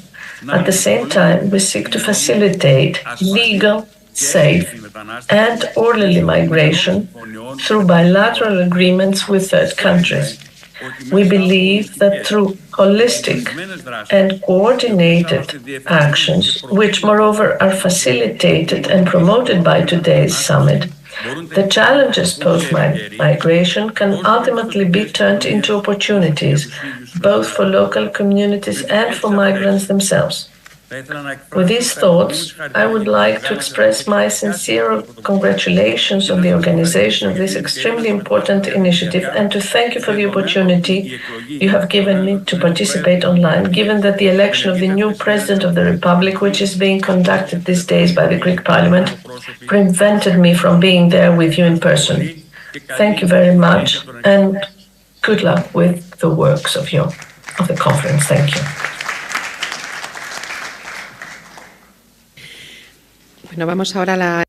Let's move on now to hear from the Speaker from the House of Representatives of Malta, Angelo Farrugia. I would just remind you that you only have 5 minutes for your intervention. All, dear colleagues, I would like to start and say how much we are relieved that an agreement has been reached on a ceasefire in Gaza. As you know, all stakeholders now need to work hard, aiming at ensuring that this agreement lasts and serve as a catalyst to rebuild trust, understanding, and also rebuild the destroyed building and damaged that infrastructure that was caused because of the war there by the Israelis and in Gaza. A long and lasting peace in the Mediterranean will bring stability in the region, together with a more normal way of life for the people. One of the major causes of migration are conflicts, and conflicts resolutions remain one of the major long-term solutions to reduce displacement of people. So I really hope that the ceasefire agreement is permanent, not temporary, and will not be questioned or broken by no one. And I know what I'm saying. Everybody knows that this is a natural observation, that the Mediterranean is the natural neighbor of Europe and Africa, and is quite far away from, for example, the American continent. So, having followed carefully the intervention of my Egyptian friend, the Deputy Speaker, Mohammed Abul, my friend over which I'm facing here, I do have a proposal. I do have a proposal of what you have been saying, and of course I've been analyzing your intervention for more cooperation in the Mediterranean, and I will explain it later in my intervention. I would like first of all to thank the Spanish Parliament Chair, which currently occupies the presidency of the PAUFM, to host such an important meeting on a topic which is so sensitive also to my country. I can find similar challenges what's happening here in the Canary Islands that are facing now to what my country has faced and continues to face even today. I understand that it's not an easy challenge for small islands to deal with the problems that they face regularly with irregular migration. Peaks in migration arrivals change over months and years. And at the moment, the Canary Islands, we know, are experiencing this huge rise in influx, which is so difficult to control and deal with. As you know, everybody knows, managing immigration is difficult and sensitive. But we must all keep in mind that we are dealing always with human beings. Behind any person, any family, is not just a number on our data or based on statistics. Humanitarian crises require humanitarian solutions. Sometimes we try to solve them by throwing money to the problem. Of course, money can help, but it is not enough. Dangerous and sometimes fatal boat crossings should stop. We are having fatal crossings in the Mediterranean, and unfortunately, we also have death crossing in this part of the Atlantic. This morning in our media, probably this morning, 53 nautical miles off the coast of the island of Lampedusa. 15 survivors, a lot of deaths, and the bodies of children were taken away from the scene of a shipwreck. This is what's happening. The deal on migration reached a year ago by the European Union fails to reach the right balance between solidarity and fair sharing of responsibility between member states in this field. Owing to the geopolitical location and other realities, small islands in the Mediterranean, Malta, Cyprus, etc., I feel the agreement fails to give the necessary guarantees that its needs will be fully implemented. Such, for example, measures will not translate into a just and effective system able to withstand current and future challenges. Firstly, mandatory solidarity, though required, is still flexible, allowing member states to contribute financially or through other means. Instead, and I underline that, relocation. Secondly, and perhaps more worrisome, is the lack of assurances that identified needs such as relocation will be fully met with the solidarity component.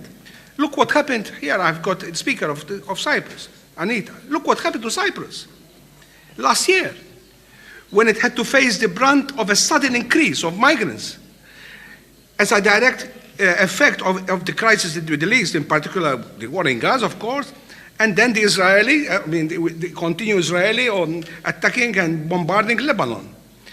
This is what happened. And when there is a sudden rise in the number of arrivals, short-term solutions are required. At least you try to have a short-term solutions. However, we all know that solutions to challenges in migration flows can only be solved also by being complemented with long-term solutions. In November 2015, in my country, we had the Valletta Summit on Migration, together with the European and African heads of states and government in an effort to strengthen cooperation and address the current challenges and also opportunities from migration. We heard the several interventions. Of course, we have to have opportunities from migration, but we have to address this globally. We cannot just do the scores. I mean, talk is cheap. We have to come to real terms. The summit tried to address the root causes of irregular migration and forced displacement. We need to invest more in long-term solutions. To conclude, I always believed in parliamentary democracy that can contribute to difficult situations and realities such as the situation of migration. I am currently working hard on a proposal that I am initiating to have a more structured group of speakers of Parliament of the Mediterranean. Such a group of speakers should serve as a platform to initiate and expedite, not only initiate, expedite dialogue, expedite collaboration and exchange of ideas among the legislative leaders in the region. I strongly believe that such a group of speakers, when established, and I hope in the next few weeks, will strengthen the relations between our democratic institutions, promote peace, stability, and sustainability across the Mediterranean. We will be able to really work, not just discourse, to really work together to address regional issues such as migration, what we have today, but also climate change, economic cohesion, and above all, peace in the region. As-salam fil Bahar Mutawassit. And I must clarify that the proposal to establish this group of speakers of the Mediterranean will be complementary to the works of the Union of the Mediterranean, the Parliamentary Assembly, etc. So we have to work in unison to provide a strong impetus to our efforts to address the regions, the challenges in our region. Thank you very much.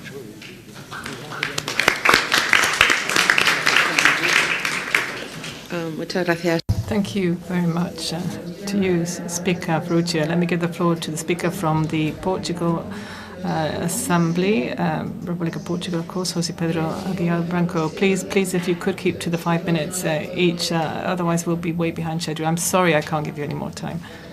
Thank you, whenever you're ready. Cara Francina, caro Javier Maroto, caros colegas. Dear Speaker, Deputy Speaker, let me start off by thanking the Spanish Parliament for the hospitality and welcome, and thank you for the excellent organisation of the work that you've done, and thank you too for having chosen migration as the topic for our meeting. This has been a topic that has been a constant part of the work that we've done in our Parliamentary Assembly, and it was chosen by the Portuguese presidency back in 2014 and 2015. I will move to French. I'm be speaking in Spanish, but it sounds a little bit of a mix between Portuguese and Spanish. So if you don't mind, I will speak in French now. I'm delighted to be able to speak to this audience with representatives from countries from the north and the south shores of the Mediterranean to look at this issue, which has always been relevant to us. I would like to convey to you a message for turning the challenges into opportunity for the region, and another message about the Mediterranean nature or character of Portugal. Migratory movements are always seeking the same objectives, to look for a better life or to flee from conflicts or violence. I would add another more recent reason, but it is never usually considered as top of the list, and that is migration, which is being forced by climate change, the so-called climate change refugees. What they are seeking is to get access to basic services such as drinking water. So policies have evolved over time in the management of migration. There have always been different perspectives. The debate about the role of migrants in society, the the cultural implications of migratory movements, or perhaps the cultural differences that people talk about in our society. These are constant themes, aren't they? And with the growing trend towards fragmentation, I think migration is now pivotal. Migratory movements, therefore, have always crossed through the Mediterranean. It's never been a barrier. It's been really a channel of communication between peoples. That is why, as parliaments, we need to have a close, constant dialogue about these questions. To talk about migration, what that means is we're talking about people. We're not just talking about figures. The Parliamentary Assembly of the Union for the Mediterranean is an important space to have that dialogue. It was created to put in a parliamentary dimension into that Barcelona process, to have that partnership between European countries and the countries on the southern shore of the Mediterranean. The wishes behind that creation was to make our parliamentary initiatives closer to people. We need to thank the Spanish presidency for this opportunity.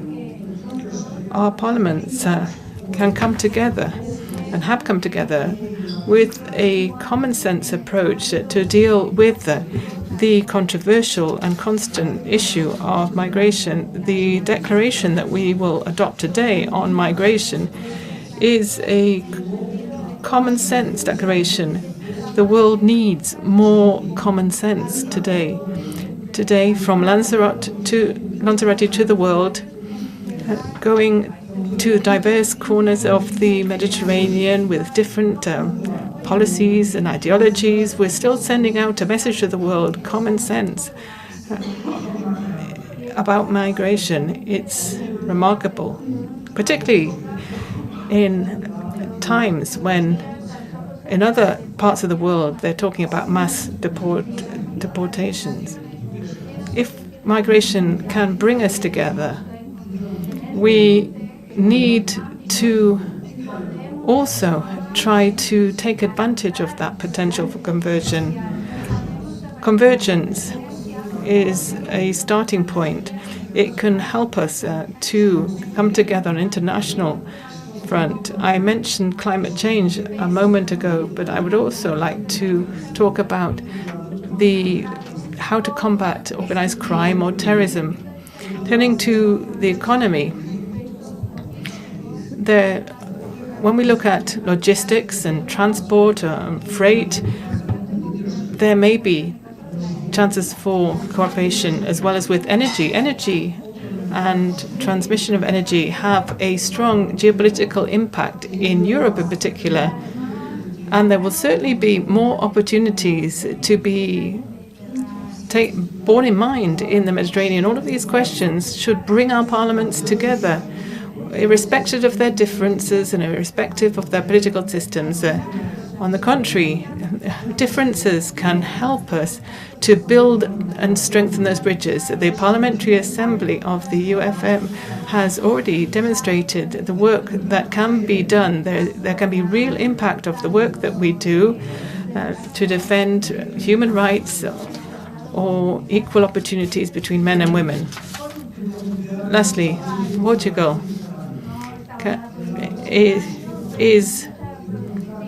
is close to Mediterranean. We're close to the Mediterranean peoples. It makes us Mediterranean too. We are a country to the west of Europe. We have always been characterized down the centuries by contacts with other peoples. We are an immigration country and an emigration country. Therefore, among other influences, we do have the Mediterranean cultural influence. It can be visible. You can see it in our gastronomy, our architecture, our culture, and our literature. And to end, dear Francine, I remember a Nobel Prize winner, a Portuguese literature winner, José Saramago, who actually lived part of his life here on this island of Lanzarote, and Saramago, said the following. É o que somos. À l'intérieur de nous. That was in Portuguese, and it means that inside of us there is something that belongs to us. We are, as a people, Portuguese, but an important part of what we are is Mediterranean. Thank you.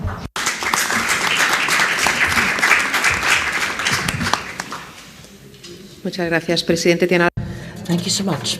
Speaker, I'd now like to give the floor to the Speaker of the Chamber of Representatives, Mrs. Anita Dimitriou, Chamber of Representatives of Cyprus. To be here today, it's a great opportunity to be among you today upon the invitation of the speakers of the Cortes Generales to discuss this very important subject matter. And I think the first thing for all of us is to realize that we do have a problem. We don't even have a common rhetoric about that issue. Everyone is appealing, and I will not use my speech, everyone is appealing on a different perspective, the issue. So that is why it's so important to be here, because we don't have a common line or a common direction how we're going to confront. And this is why I'm so pleased to have the European Parliament and the European representation here. Before 1 month, I was really pleased to host Francina and Javier in Cyprus, because there they did realize how difficult is the problem of the migration, not only the migration, but especially the migration issue. Because we are the first country, proximity-wise, from Israel, from Gaza, from Syria, hosting or accepting all these migratory flows. We are the first country every day, and we are an island. Basically, the people, they are stuck there. They have nowhere to go. And we need to realize that Cyprus doesn't have the same size as Spain, for example. Where are we going to put those people? Even if we want to accommodate all of them, where to put them? We are the 1/10 of Spain. So where is equal responsibility and equal leverage of responsibility between the member states of the European Union? Because if we are the first country, according to our geographical size, accepting all these illegal migratory flows, then you can understand why the extremists today, they are #1 of the political presenters all over Europe. Because people, they are tired. And they had enough. Because they don't believe us. We are the parliaments, and it was up to the European elections to have the first pact of migration and a common direction how we're going to cope with that issue. It was up so many years, nobody dared to speak about that issue because it was racist. And now here where we are. The reality is maths. We cannot accommodate all these people in Europe, even if we want to help them.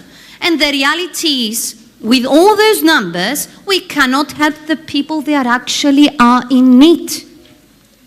Because it's so big, the numbers. We cannot distinguish which people really need their help. What is the change we had the previous month, and we need to continue? First, the first pact, asylum and migration, asylum from the European Parliament, correctly do so. It needs to be implemented correctly, and we need more parliamentary actions ASAP.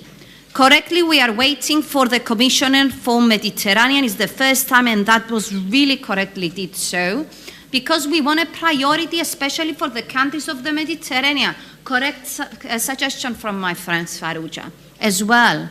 This is how we're going to control the game. And because we have here the Speaker of Egypt as well, we need to raise a special clause for countries, friendly countries to the European Union and to our nations like Egypt, with those agreements between us, that they are helping us, firstly, to control all these flows. The same was in Lebanon, in Egypt, and so on, and we need to continue those agreements with the African countries and with Turkey as well.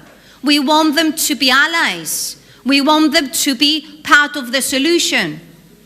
Otherwise, we will not be able to control this very sensitive issue. And the other thing, we cannot confuse illegal migration with legal migration. It's completely different. Or migration with refugees is completely different. We never said that we don't want to have collaboration with Africa or any other country of origin. It's the opposite. But we need to control it. It's not up to the climate or the weather. Where is our strategy? Where is our strategy? And it's a fact. I visited all the countries that they were talking about inclusion. They can never be 100% integrated, especially when it's not controlled. I visited recently Germany. I can see what is going on in my country. We need to be honest. But this doesn't mean we don't need control migratory workers for our countries, but not to legitimate the illegal ones, that the smugglers they are taking advantage of. This is how we keep them alive. We need to stop them. We need to stop those smugglers taking advantage of those people and put them in a boat, risking their lives to come either in Cyprus or in Malta or elsewhere. We need to realize, because we are all here today, if we don't face that issue, then we are talking about a new political era for our parliaments, our countries, and for the European Union. The extremists, the far right especially, and the far left, they are already the second political power in the European Union. Where we're heading? How are we going to stop them? By talking for integration? We failed. And at least we need to realize now and see what more we can do. Our countries, and especially the countries in the Mediterranean, they ask for a shield of protection. We are unprotected and we need support. We still have some countries inside the European Union, they are saying we will not accept even one illegal migrant. So where is our support? What I will say to my people? How will convince them that the European Union I'm so keen and inspired and supporting is there supporting our people in Cyprus, in Spain, in Malta, and so on? We need to dare to speak how the things are. Very important, the impact on migration and asylum. Continue the agreements with third countries like Egypt and other countries. Equal responsibility and solidarity. Common direction and common rhetoric. It's not that we are here to show that I'm more sensitive about the humanitarian issue than anyone else. We all have the same sensitivity, but we need to control our countries, our borders, and give guidance to our people as well. Not propaganda, not absolute rhetorics and policies. We are going back in dark ages. And we cannot understand. I had a conversation before with the General Secretary of IPU. If we as parliamentarians don't show the people that we are here, we have a plan, and we're going to face that issue, we are going to fail. We are going to fail. So, first of all, let's agree identifying the problem. I've seen and I've noticed that similar cases and agreements have been made with Spain, with Morocco, Mauritania. That was great. We need to proceed with them as well. So I'm going to conclude with that. The political message is clear. We cannot cope alone with all these numbers, especially in the Mediterranean. We need a plan. We have a high duty to protect our citizens, but also those they do have a legal right to reside in Europe, not the illegal ones. Peace, security, and stability, especially to what is going on in the region.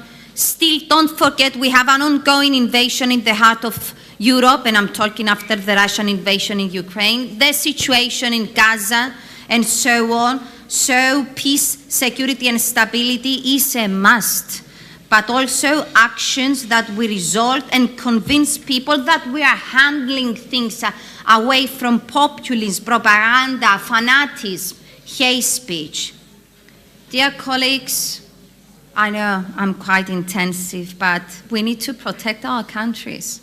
and we need to protect Europe as well. Our people need to feel confident and that we know what we are doing, not the opposite. If we're making now, if we do today a poll in our people, I can guarantee you they will respond that we have no idea what we are doing. It's up to us. That is why it's so important. Thank you so much, my dear Francina and Javier and everybody for this initiative. We need together to take correct decisions away from ideological, let's say, perceptions, collective decisions, and we need to foresee things. It's time to do more and say less. Thank you so much.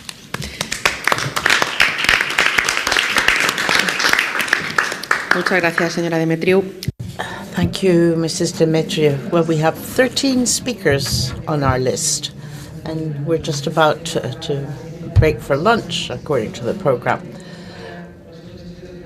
I'd really like to ask all of you to stick to the speaking time, so can I now give the floor to Mrs. Simona Petrucci. She's going to represent the Speaker of the Italian Senate, Ignazio La Russa. She will speak for the Committee on Women's Rights in the Euro-Mediterranean countries. You have the floor, Madam. Thank you. Thank you so much. Thank you to Mrs. Armengol and Deputy Speaker for the excellent organization of this meeting, because I think it is fair to compliment, because those who have made huge efforts. You've given new life to this reality which for too long, unfortunately, did not focus this very important subject. So I would like to greet the Speaker. I congratulate you and I greet you on behalf of the Speaker of the Italian Senate, Mr. Ignazio La Russa. And can I also thank Giuseppe Antocci, because you've done a huge job. It's important to be here. If we're not possible to be here in person, we need to be present online. The work was done through a report, and I would just like to summarize what Italy is doing on migration. And I share many of the views that have been expressed here today. It is obvious that all of us see the situation from our own point of view. Italy has also faced some very difficult situations, and it has tried to create a dialogue. We have seen that thanks to this dialogue, thanks to these realities, we have managed to achieve good results. Within this working group, or this committee, I spoke about the work that we're doing within the Committee on Women's Rights. Because what we're trying to make people understand that women in the STEM professions, I think there's a close link to training, education, Euro-Mediterranean cooperation, and this related to immigration. If there is a job, if people have a job, people won't leave their countries, and it is work that makes people dignified, and this would lead to a drop in immigration. So you need to look at immigration from a different angle. We don't just need to take account of it, but we need to manage it, and we do this through projects. Italy is doing this through projects. We need to deal with the root causes so that people have the right not to immigrate. That is, for them to be able to stay in their homes in the countries of origin. We need to create the conditions through investment and training and education. That is why the Italian government has done this through the Mattei plan. This is with the African continent, and we'd like to make this a more international program and bring it to many international fora. We've also done this in the G7, the 2024 Italian presidency of G7. We want to develop and extend the skills so that people can have economic independence. This, I think, could stop the flow of immigrants. that is why the Mattei plan is just a good practice, and we need to look at the work that is being done jointly today. Another criteria which Italian initiatives are taking is to save human lives. And in order to stop the loss of life at sea, in Italy, we see this day after day along our coasts. We see a lot of people dying. So we need to unite, be united, and we need to work in a pragmatic fashion, as Anita said. But let us cooperate, because if we don't cooperate, it'll be impossible to get a result. We need to make an effort. We need to make sure that the legal channels of immigration are consolidated and fight against illegal channels. We have a 360-degree approach. I speak about this, the defense of our borders, and to make sure that we fight those who have no right to be in this country. We need to cooperate jointly, everyone at the same level. We need to have a horizontal vision. We need to talk to the countries of origin, the countries of transit, and we need to try and look at the memorandum, the EU-Tunisia memorandum, the memorandum with Lebanon, and we have seen drops in immigration of up to 60%. And then we have the partnership between EU and Egypt, the agreement between Italy and Albania to create these hot spots for repatriation on Albanese soil.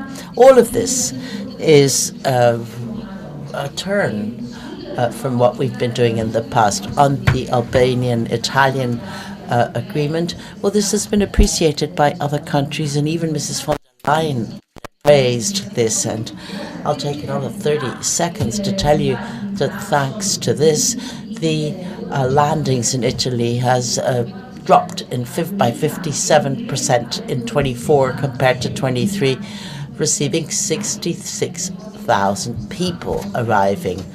But there has been a drop of 60%. So by way of conclusion, I'd like to say that the effort of all of us, members of Parliament, in this committee is to make all of you understand that there is a committee capable of taking a decision, and that this decision needs to be dealt with in a proper manner by all of you within the European Parliament, and to create a good exchange of contacts and then come up with an agreement that'll be useful to all of us. Thank you.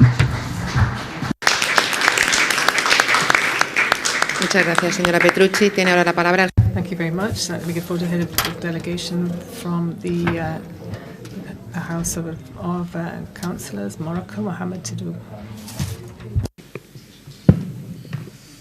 Merci, Madame la Présidente. Madam President, thank you very much, first of all, for the standard of the welcome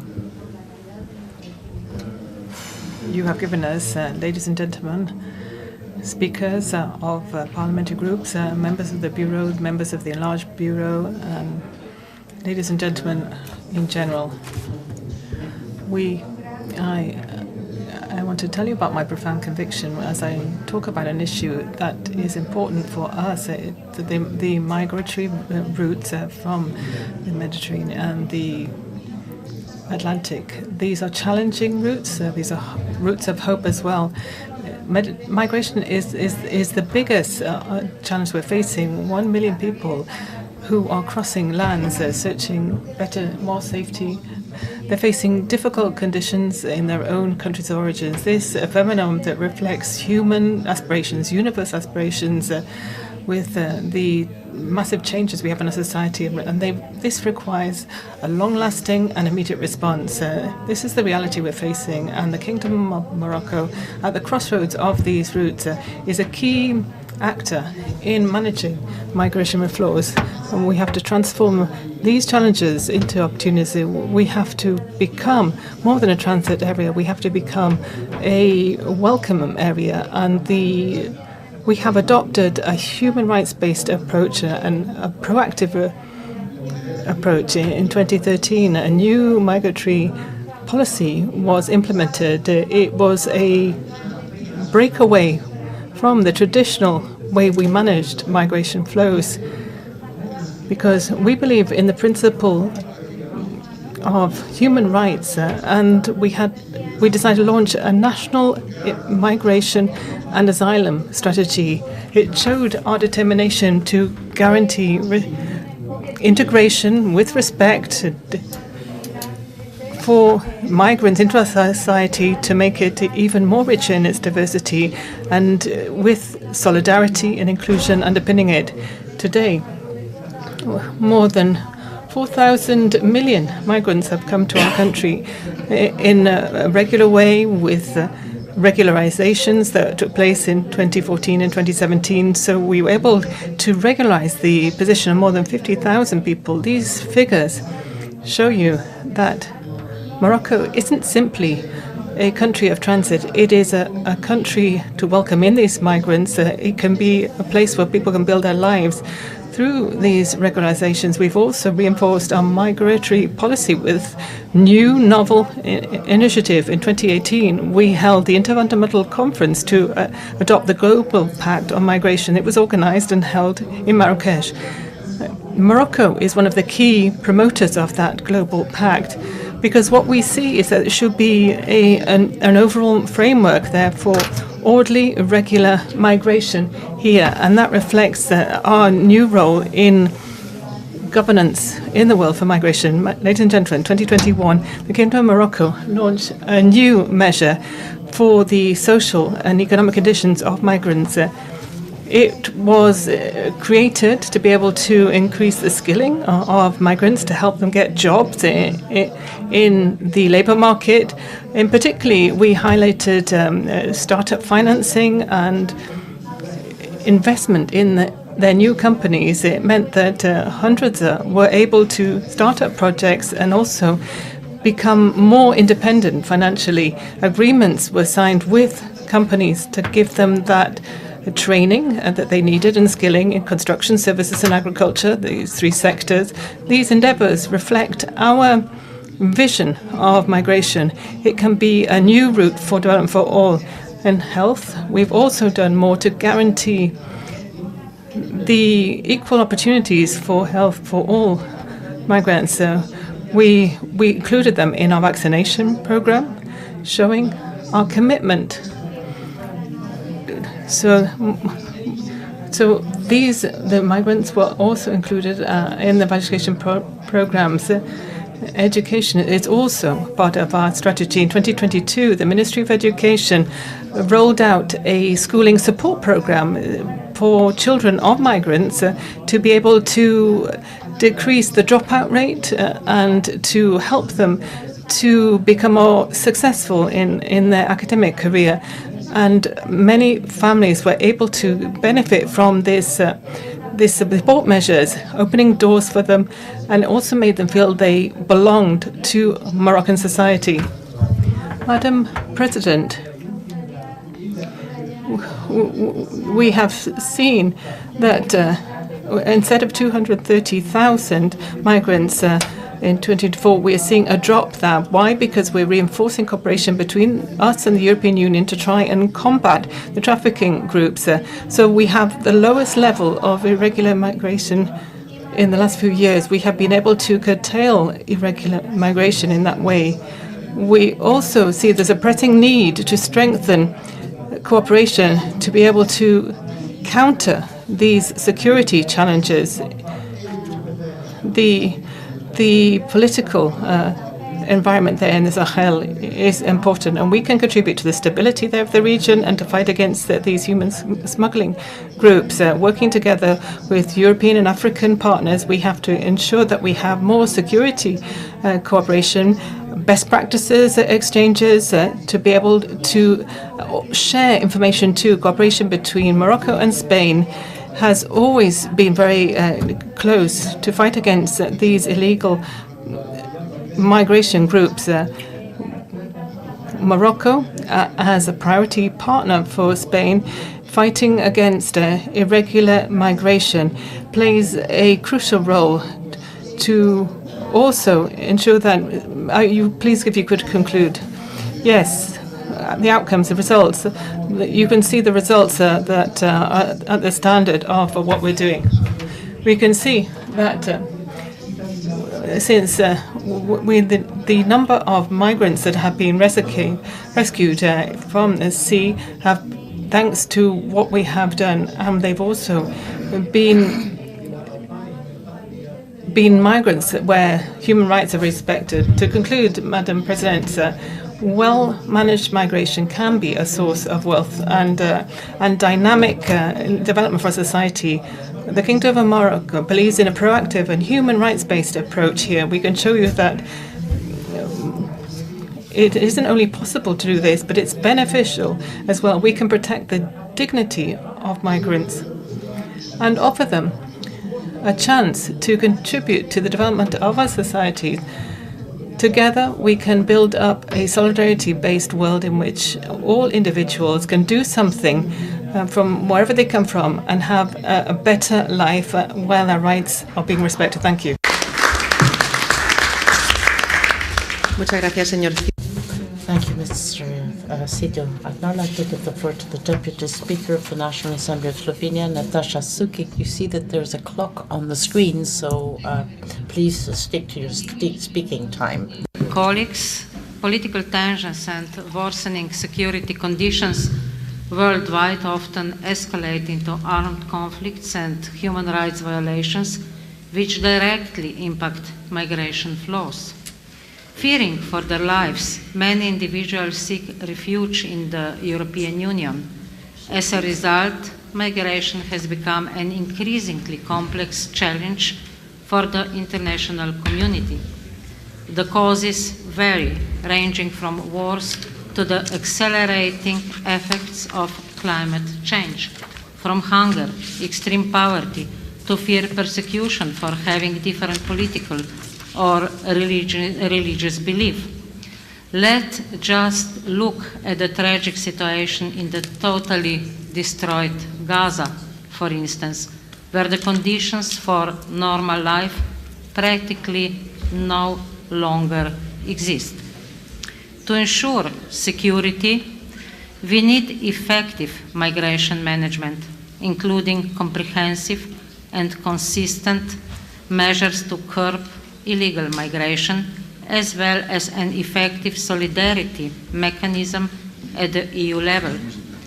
In addition, clear and enforceable rules must be established to define the responsibilities of all European countries in managing asylum and migration. And I would like to underline, this has already been mentioned several times today, I would like to underline that the EU must prioritize the principle of solidarity and the fair distribution of the migration burden among its member states. It is fact that border countries face the greatest challenges in providing care for migrants, denying them solidarity, which would enable them to admit a smaller share of migrants, forces these countries to adopt strict measures at their borders. The consequences of such measures are often tragic. Many refugees lost their lives in the Mediterranean Sea or in our border River Kolpa, Slovenian River Kolpa, while attempting to reach Europe. Irregular border crossings pose a significant security challenge for European countries and the international community as a whole. To address this issue, effective measures are needed to manage migration flows. This should include a unified approach and enhanced cooperation with regional partners.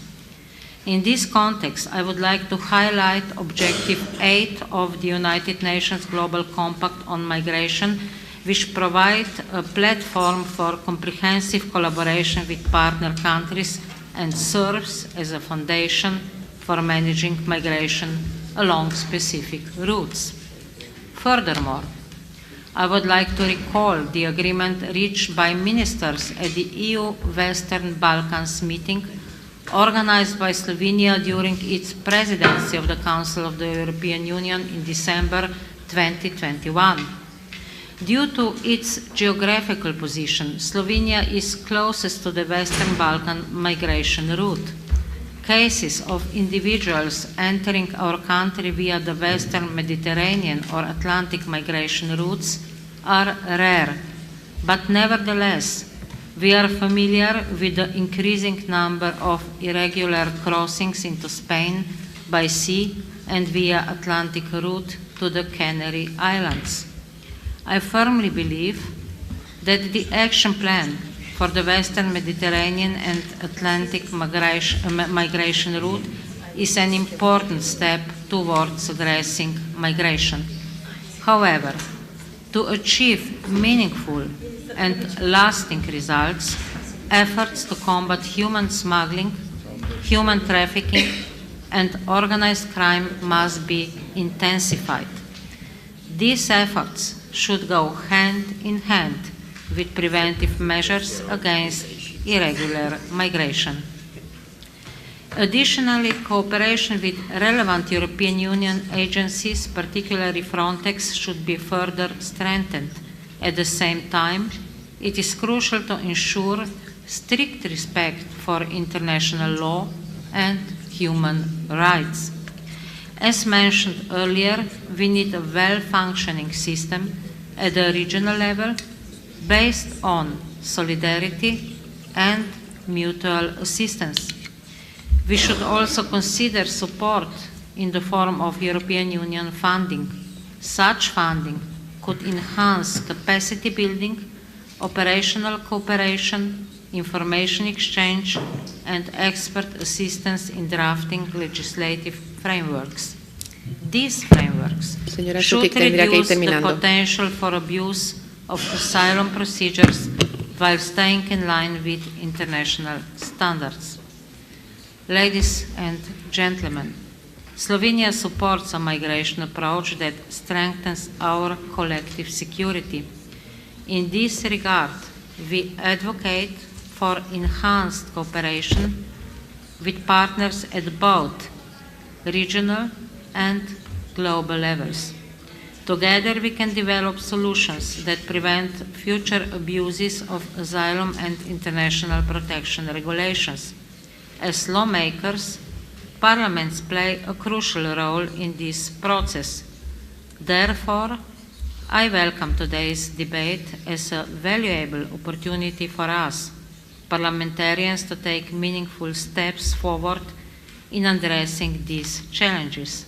But we must never forget that humanity and the protection of human rights must be at the heart of this. We must protect both the security of our countries and those who are most vulnerable, and refugees they are. Thank you very much for your attention.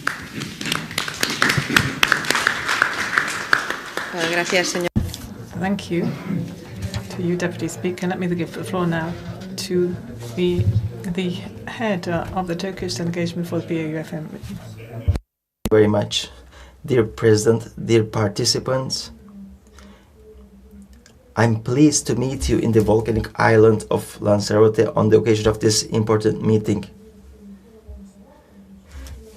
As we all know what is migration, and we know their implications, so we don't have much time, so I will be fast. First of all, I would like to convey the sincere regards of Mr. Numan Kurtulmuş, Speaker of the Grand National Assembly of Turkey. Migration mobility is now a global challenge. I will focus on the activities of our country.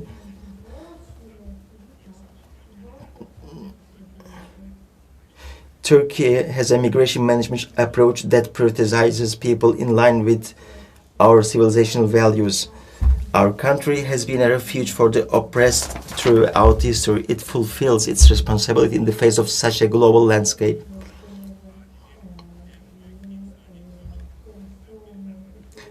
Turkey has been witnessed one of the biggest humanitarian migration crises in history. We opened our doors nearly to 4 million Syrians and tried to develop our migration policies. In this context, Turkey constitutes a model for the international community with its open door policy and human-oriented approach. As our President, Mr. Recep Tayyip Erdogan, emphasizes on every platform, we will continue to embrace the oppressed. However, today's migration issue requires cooperation and solidarity. When the migration issue is handled with this approach, it can bring, as the other guests talked about, it will bring many opportunities. All the colleagues talked about the opportunities which come with the migration. The international community should share the burden on Turkey. The other issue to take into account is the gender roles, because women become more vulnerable to sexual abuse and exploitation, especially in the process of migration, due to forced factors such as war. I'm the president of the Commission against women.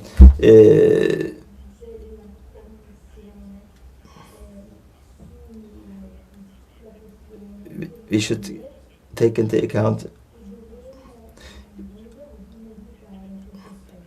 We will continue to engage with all stakeholders to prevent our country from being an irregular migration route.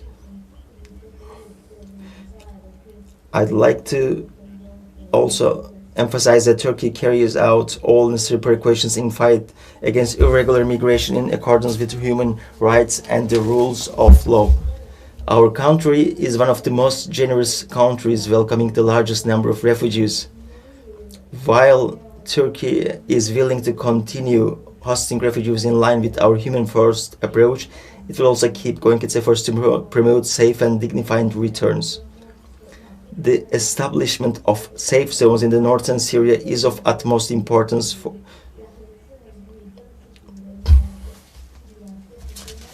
On the other hand, as a result of recent developments, we have witnessed the rapid collapse of Assad regime, which has turned, especially in the recent years, the Syrian regime's rejection of the initiative launched by President Recep Tayyip Erdogan.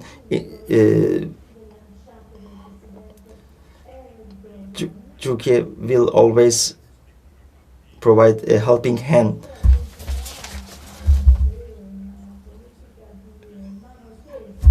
The lives of the migrants are not a statistic, but a humanitarian responsibility. Ending migration tragedies and controlling irregular migration is only possible through comprehensive and holistic approaches befitting human dignity. With this understanding, Turkey will continue its efforts with determination and will always be open to international cooperation. And finally, we are here and we would like to make a reservation. The participation of the parliamentary delegation of the Republic of Turkey to the meeting of parliaments of the south of the European Union and the southern shore of the Mediterranean, and its endorsement of the joint declaration by the parliaments of the south should in no way be construed as the recognition of the so-called Republic of Cyprus by the Republic of Turkey, nor should it imply any obligation on the part of the Republic of Turkey to enter into any dealing with the so-called Republic of Cyprus within the framework of the activities of the Parliament of the South or the aforementioned joint declaration. Thank you very much.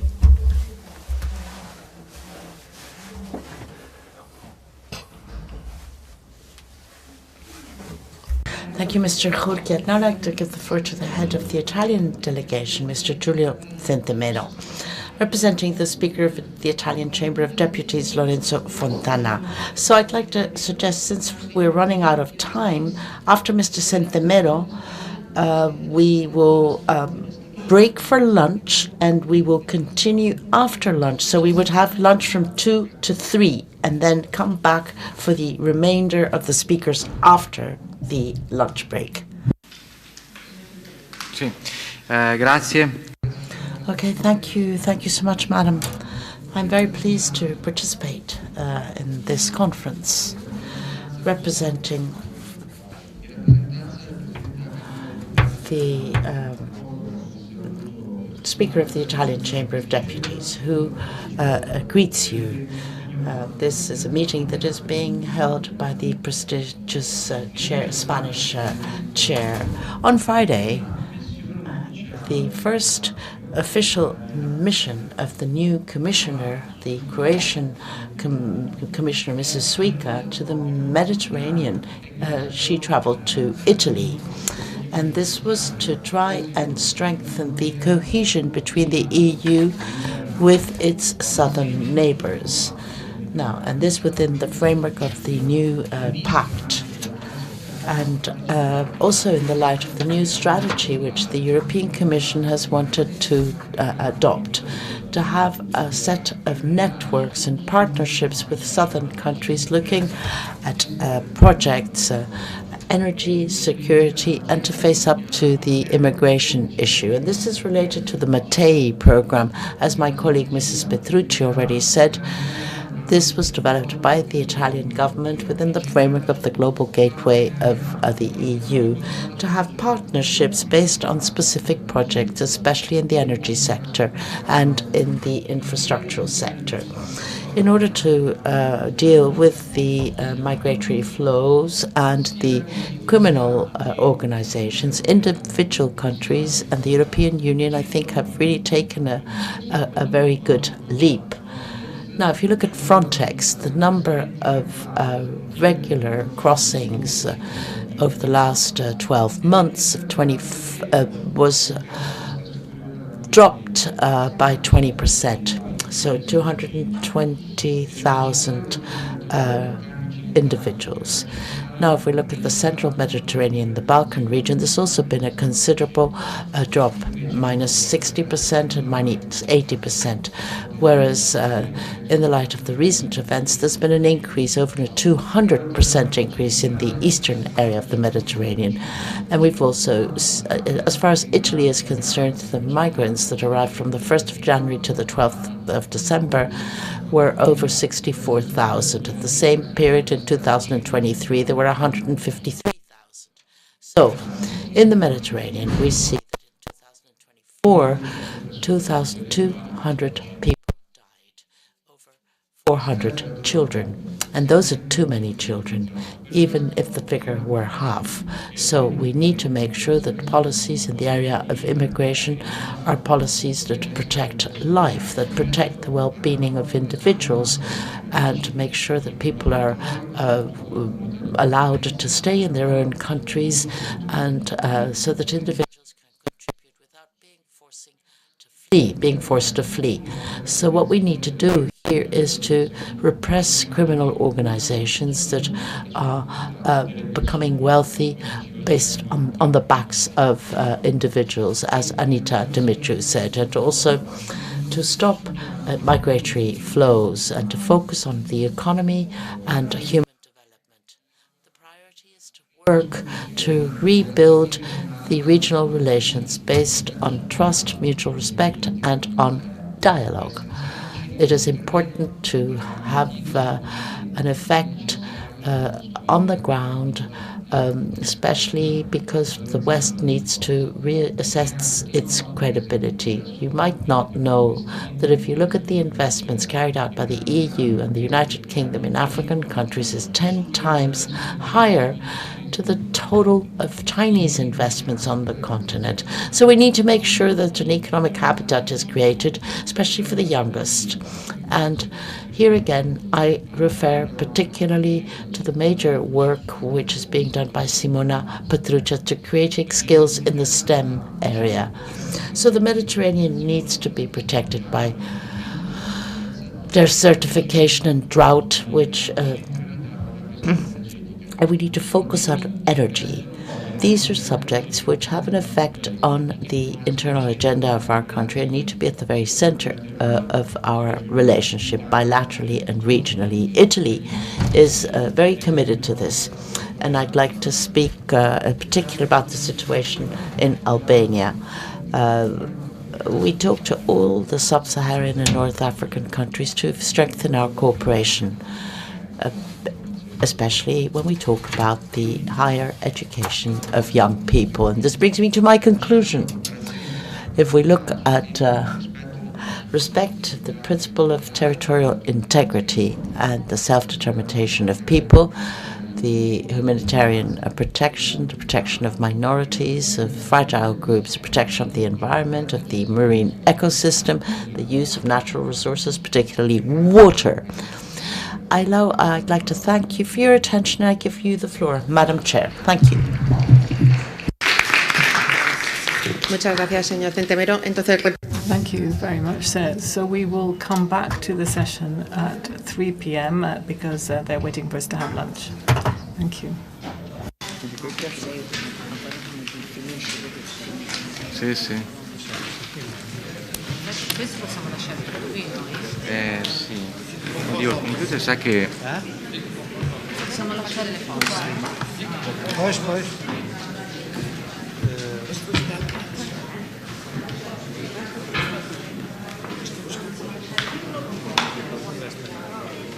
Io il computer me lo porto. Essendo napoletano. Sì.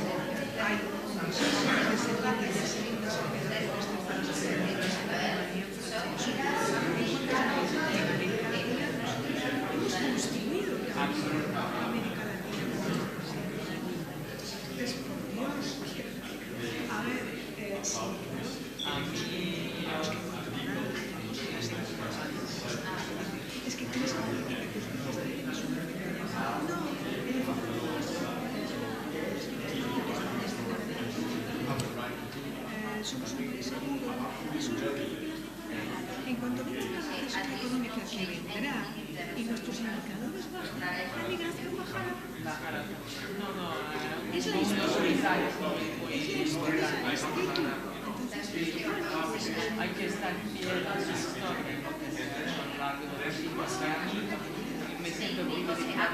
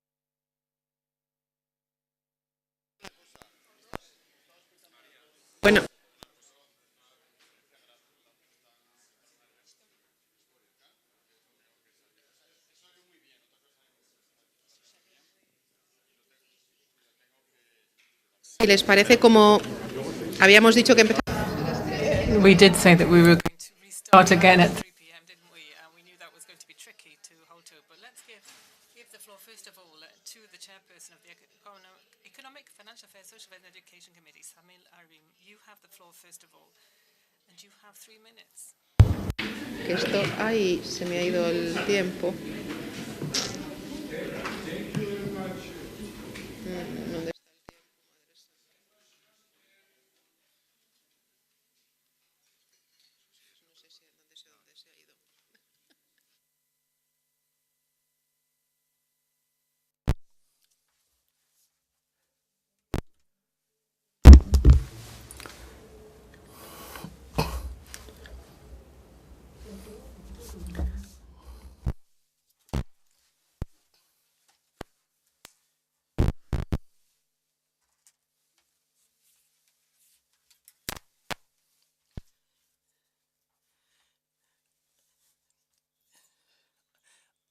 I'm pleased to meet with you to discuss one of the most important topics, and I express my gratitude to everyone who participated in the organization of this conference. The migration topic has become a test not only for our political borders but also for our human values. There are already more than 117 million displaced people in the world. In the Mediterranean region, the cradle of civilizations, we face great challenges on migration. Recent regional conflicts and political instability have triggered migration flows, especially in the Mediterranean basin, and made them increasingly complex. The increasingly complex nature of the migration has made us more deeply aware of the importance of international cooperation.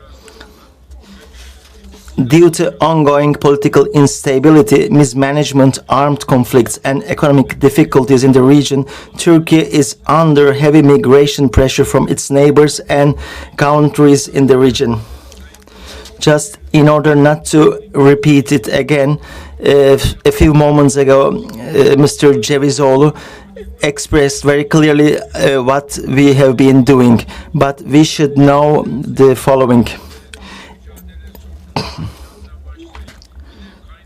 The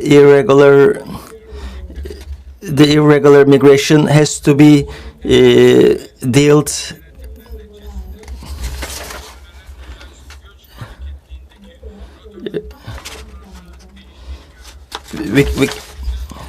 the fight against irregular migration in our country is carried out with a holistic approach that starts at the source of the problem and the source. The mobile migration point application of Turkey is in the fight against irregular migration sets an example worldwide. Moreover, removal centers where irregular migrants are kept under administrative detention unit, their deportation and whose conditions are inspected by international institutions constitute another one of the greatest infrastructural strengths. Migration is like climate change is one of the most important challenges. We can do it all together. We have to act together. There have been very interesting speeches. We in general agree with these speeches. We will of course like to contribute to this joint declaration, but we should know that what we have to do is to unite our forces to address better this challenge. We have to apply human rights and all the rules. As our president, Mr. Recep Tayyip Erdogan, as he expressed in United Nations, the world is bigger than 5. It is possible a more fair system. If we are not able to constitute a more fair system, whatever we do doesn't make any sense. If all the decisions from United Nations are not applicable, all these efforts by our side is meaningless. So what I ask to all my colleagues here, that in a sincere way, we have to all together help the the Cabildo of the island just mentioned that last year it was like more than 4,000 people came, and among them about more than 200 minors. So we all together, from the humanitarian perspective, we have to attend all these issues. I again express my gratitude, and I know that I don't have much time, but let's not forget we are more powerful all when we are together, and a more fair system is possible.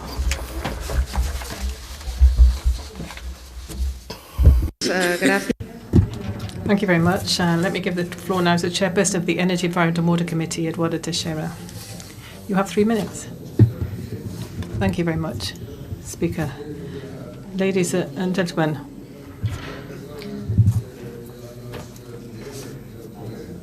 Speaker of the Congress of Deputies in Spain, Francina Armengol, Deputy Speaker.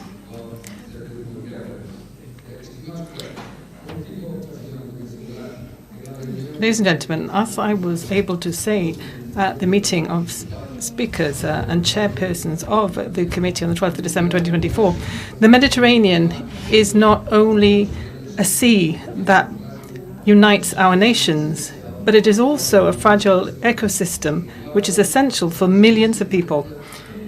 Nevertheless, this region is now facing unprecedented pressure and a strain due to climate change, overexploitation of its natural resources, and the lack of coordinated action. These factors are making social and economic crises worse, and that is increasing migration flows. Climate change is now making extreme phenomena more intense and more present, such as droughts, heat waves, and rising sea levels. This is especially affecting southern Mediterranean countries, where desertification and the loss of agricultural land are forcing so many people to emigrate. In the north, climate change is also putting pressure on infrastructure, increasing competition for resources and triggering social tension. To address this problem, what we need is a collective response that will mitigate the effects of the climate and that protects vulnerable populations. The scarcity of water is another pressing challenge. The Mediterranean is one of the regions that has been most affected by the fall in hydro resources available to us. It's calculated then that in 2040, by then, some of the Mediterranean basin areas will be facing serious water crises affecting millions of people. Water management is a question of social justice and survival. We need to invest in sustainable desalination technologies. We need to promote agreements to share water resources and to support projects that guarantee access to water, contributing to a reduction in one of the causes of migration, energy transition. This is another unique opportunity to strengthen cooperation between the countries on the two sides of the Mediterranean.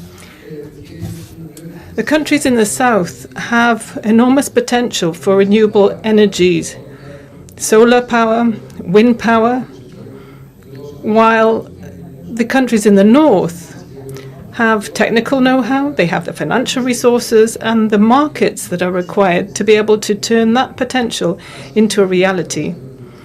The migration crisis in the Mediterranean is a reflection of the profound and interrelated challenges that we're facing: climate change, water scarcity, and growing energy inequality. So to deal with this effectively, we cannot see migration simply as an isolated phenomenon, but rather as the outcome of a series of environmental and social economic pressures.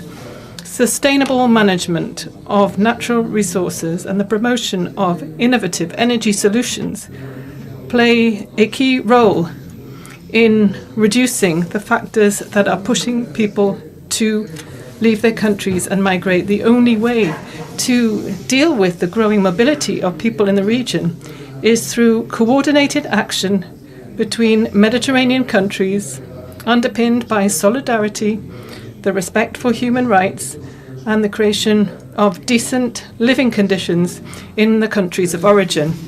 We should invest in solutions that will help to mitigate the impacts of climate change, guarantee access to water, and promote the development that is both sustainable and economic in nature, so that people are not forced to leave their homes to seek a better life. Only with a collective commitment and an integrated strategy will be able to address the migration challenge in an effective and humane way. Thank you very much.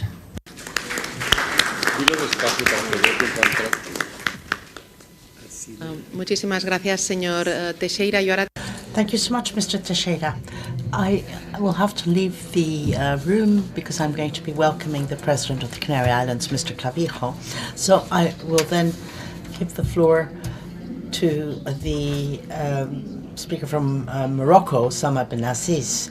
But I know that the chair of the Cyprus Parliament has asked for the floor, but I'm afraid I'm not going to be able to give you the floor. And I know that you don't agree with the Turkish presentation, and we truly understand what the reasons behind this is, but I think we need to come with a unanimous agreement on this question of immigration. I know that Cyprus is a member of the EU and clearly recognized, and I know that you're working very hard on these issues related to immigration. So allow me to give the floor to the chairperson of Foreign Affairs Committee. You have the floor.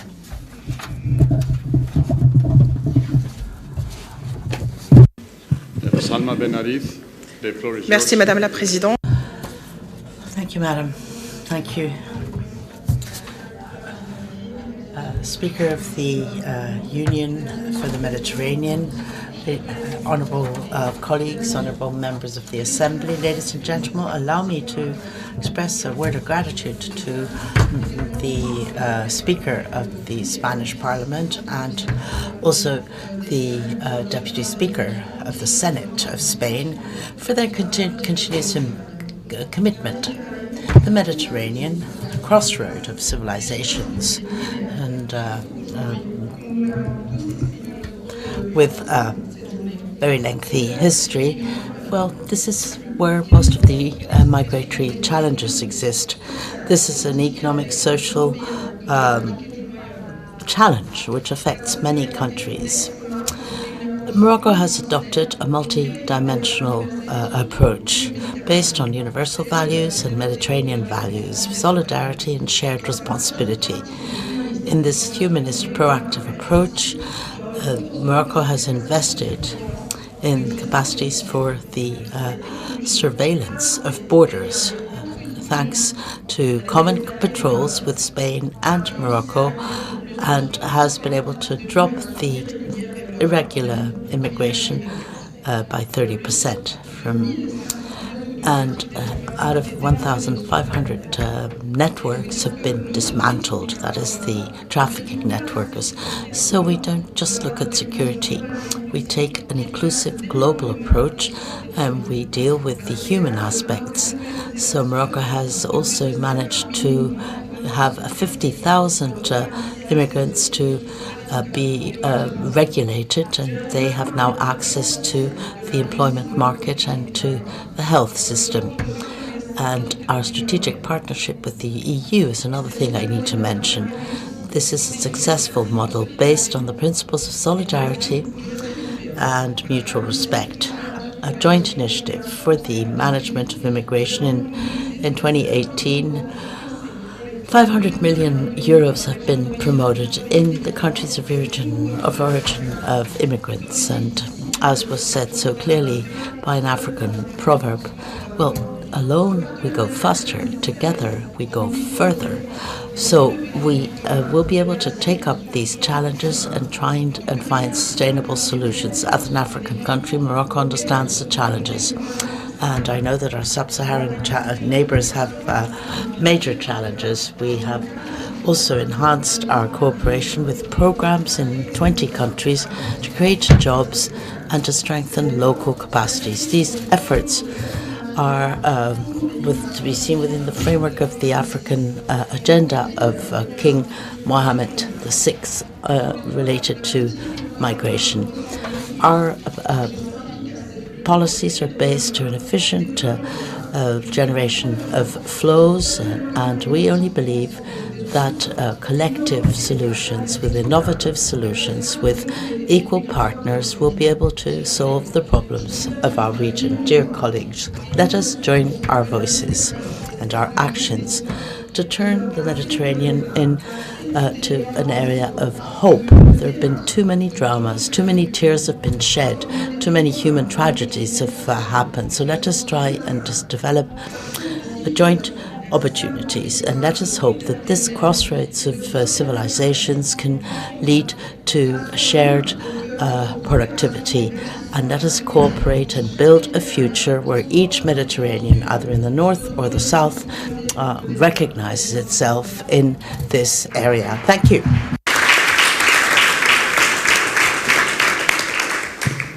Well, thank you so much, Ms. Benavides. And that concludes all the speeches for this Parliamentary Assembly Summit. So I would like to thank you all for your interventions.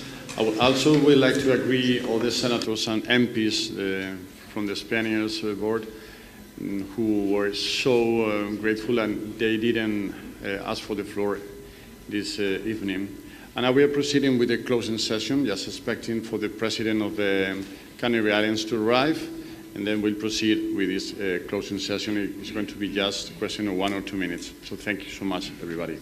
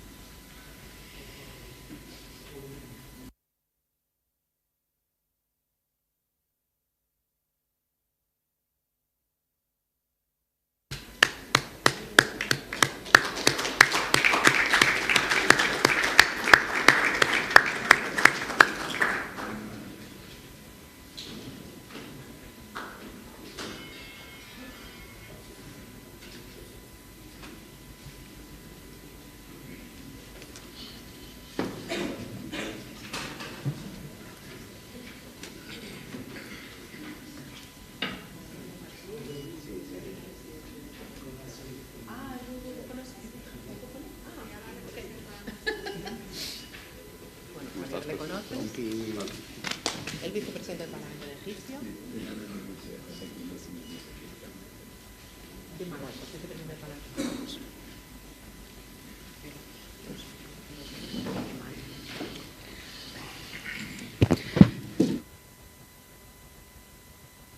Muchísimas gracias. Thank you very much to all of you. Let us go straight now into the closing session for this wonderful conference we've held. I'd like to give the floor now, and I'm delighted that he can be here. He's found time on his agenda to join us because I myself, who was a person at the heading a regional government, know how important it is to get the local and regional authorities present at a meeting. And I should have said, of course, senators and MPs from Spain, thank you too for joining us and participating throughout the conference and coming to this island of Lanzarote. So as I said, I'm giving the floor now to the President of the Canary Island Government, Fernando Clavijo.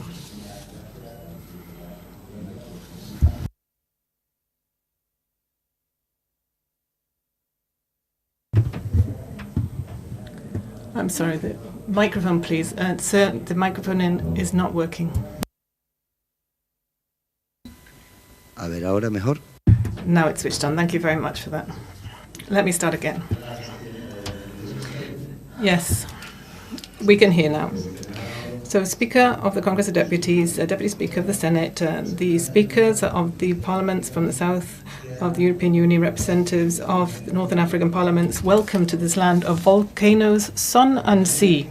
For the Canary Islands, it is an honor and a privilege to be able to host in Lanzarote this important meeting. This meeting ratifies the importance of dialogue and cooperation to build a common migration policy, all of us together, so that each one of us can contribute our own experiences, success stories to be able to deal with this structural and massive challenge that we're facing. Thank you, dear Francina and Mangol.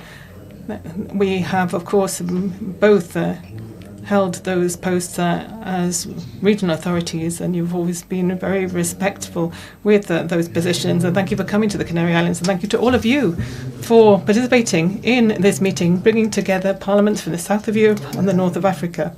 And above all, thank you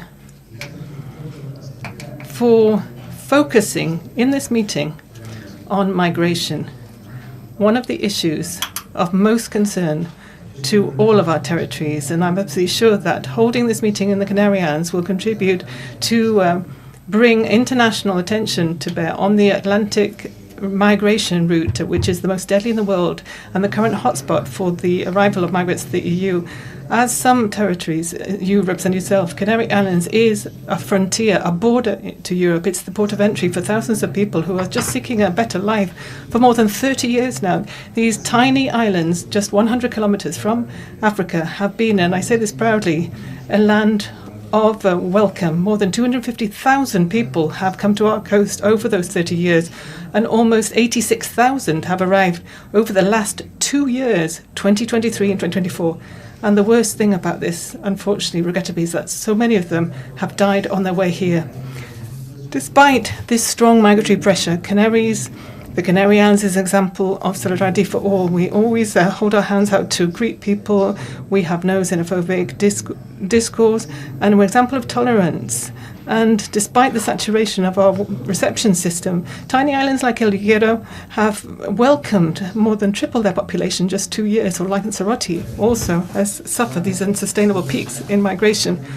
So let me finish by saying there is no wall or sea that will stop people from seeking a better life. So let's do what we can to give them that life's project in our lands. Let's go back to important missions such as the EU mission, the Sahel, to stop the pressure in those neighbouring territories. Let's look at African countries as allies. Only that way we'll be able to avoid loss of human lives and guarantee a better world for everyone. Thank you for your attention, and you'll always be welcome to the Canary Islands. Muchísimas gracias, Fernando. Thank you very much, Fernando. Let me give the floor now to the Deputy Speaker from the Senate, Javier Moroto. Speaker of the Congress of Deputies, President of the Canary Island Governance, dear Fernando, authorities, friends, ladies and gentlemen. In Lanzarote, we have had the opportunity to take a deep look into the phenomenon of migration flows from a global and cross-cutting viewpoint. I want to acknowledge the work that has been done, the constructive participation of all of you during this conference. Correct attention for migrants has become one of the challenges that we all have to deal with, all societies forming part of this Parliamentary Assembly. Regular migration, legal migration, is a great opportunity for Europe, as the Deputy Speaker from the House of Representatives of Morocco has quite rightly pointed out. But Mediterranean countries are suffering from irregular migration flows, huge flows that have put a strain on the capacity of our administrations to be able to deal with the arrival of so many people, and that has also put in peril thousands of lives. In 2024, 239,000 people came into Europe irregularly. And so, in some specific points, such as the Canary Islands, and the President of the Canary Islands knows this very well, the number of irregular migrants arriving has increased by 167% 1% in one single year, if my figures are correct. So, ladies and gentlemen, cooperation between governments in different countries and those governments with different regions isn't just a possibility, it is an obligation on us. Levels of government need to collaborate loyally and responsibly. We require maximum institutional loyalty, coordination and dialogue between all of those institutions that have a competence for migration. If all are compliant with their obligations without putting forward excuses or looking elsewhere, I'm sure that this problem will be solved sooner than later. We also have to acknowledge the tremendous pressure on those destination countries, those that are on the front line because of the geographical position. Just as in Spain, here in the Canary Islands and in Ceuta and Melilla, the autonomous cities, also Lampedusa in Italy, and the Greek cities or islands that are suffering, as well as Malta and Cyprus in the EU. All of these destinations are forced to deal with the reception and accommodation and requests for asylum from these migrants on their own. So today, more than ever before, what we require is effective solidarity, shared responsibility among all governments. We need to combat those organized criminal groups that are making profit out of irregular migration. Criminal organizations, unscrupulous groups that recruit people, they promise them a better life, and in some cases they leave them up to their own fate and they do not meet the promises they've made. And this is countries of origin, countries of transit that are suffering from this situation. Ladies and gentlemen, Europe needs regular migration. We need to be able to share our cities with people from other countries who come to our cities to work and to make a contribution to our cities and our societies. That is the only real possibility that a continent like Europe has with the aging population pyramid we have today, so that we can increase the pace of economic growth and fund the public services that we all enjoy. That is why, and we need to say this clearly, make sure everyone understands this, the migration that we need in Europe is legal migration, orderly migration, migration linked to the job market and respectful with the laws and the customs and uses of the societies that welcome these people in. Thinking first of all about the respect for individual human rights that are consolidated in Europe and respect for the rights and obligations of all citizens, including gender equality. And Europe's response to this type of legal migration is respect and integration of these people, and we need to combat any type of discrimination that they might suffer, starting off with the most hurtful type of discrimination, xenophobic and racist comments and actions. Ladies and gentlemen, we need to denounce the exaggeration, unfortunate exaggeration of episodes involving migrants or false information, fake news, disinformation about events that have taken place involving migrants. We need to avoid them being spread through the social media. So, because the objective of it is for hatred and racism and xenophobia to turn into votes for those parties that propagate this. We need to also be demanding about this, and in our parliaments we need to ensure there are technical rules about moderating contents that are uploaded onto the social media by the big giants. It's not about censorship, it's not about going against freedom of speech, it is about saying that first and foremost the rights of citizens not to be deceived is important, and we need to defend the dignity of human beings as a fundamental right. If we don't do that, the peaceful coexistence we have in our nations will suffer, and our liberal democracies and our governments in them will suffer and become weaker. And that is exactly what they're trying to achieve, those people who are funding these activities that are not being supervised. I must, of course, before I finish, say thank you to all of you for your shared participation, contributions towards that cross-cutting, holistic approach for those humanitarian policies that will help to have a better, effective management of those migratory flows. Thank you.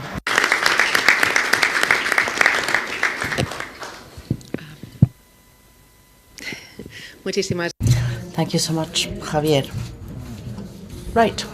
Well, my final words during this meeting are to very warmly welcome and thank all the people that have been working behind the scenes to have made this meeting possible. People from the different delegations, people from Lanzarote who have welcomed us so warmly and have made it possible to organize this. Without them, we would not have been able to meet. So thank you very much. Honorable President, speakers, deputy speakers, heads of delegation, I was saying that it's a huge pleasure to close this meeting of the Parliaments of the South. Having listened very carefully to the different speakers, the Secretary of State, Pilar Cancela, who's an expert and has been able to tell us a lot about immigration, and I think all of the presentations have been very useful. It's been possible to build from different points of view the discussion on this phenomenon, which is not a new phenomenon, but it is a different challenge we're faced with today. The important participation of this sectoral meeting of the Parliaments of the South since Spain was elected to hold the chairmanship and Spanish presidency, we decided to discuss this question of immigration. Well, we came to the conclusion that this was the right choice to make. And that we like to thank the president of the Speaker of the Cyprus Parliament for having suggested this, because all countries bordering on the Mediterranean should realize that the arrivals, those of us who are very much at the front line, it's not so much just a question of those who receive the immigrants in the beginning, but I think is something that needs to be pursued with interest by all countries. So the conclusions, which I hope will be approving, clearly reflect very appropriately the common feeling of all of those who took part in this debate and who have discussed and prepared these conclusions. Well, Sara Turi, a Catalan writer who has parents from Morocco, she's an immigrant, talks about migratory grief. She talks about this being a factor, a risk factor that certainly has a negative effect on one's health. So we need to look at the priorities which are most certainly the ones that are based on dignity, social justice and progress.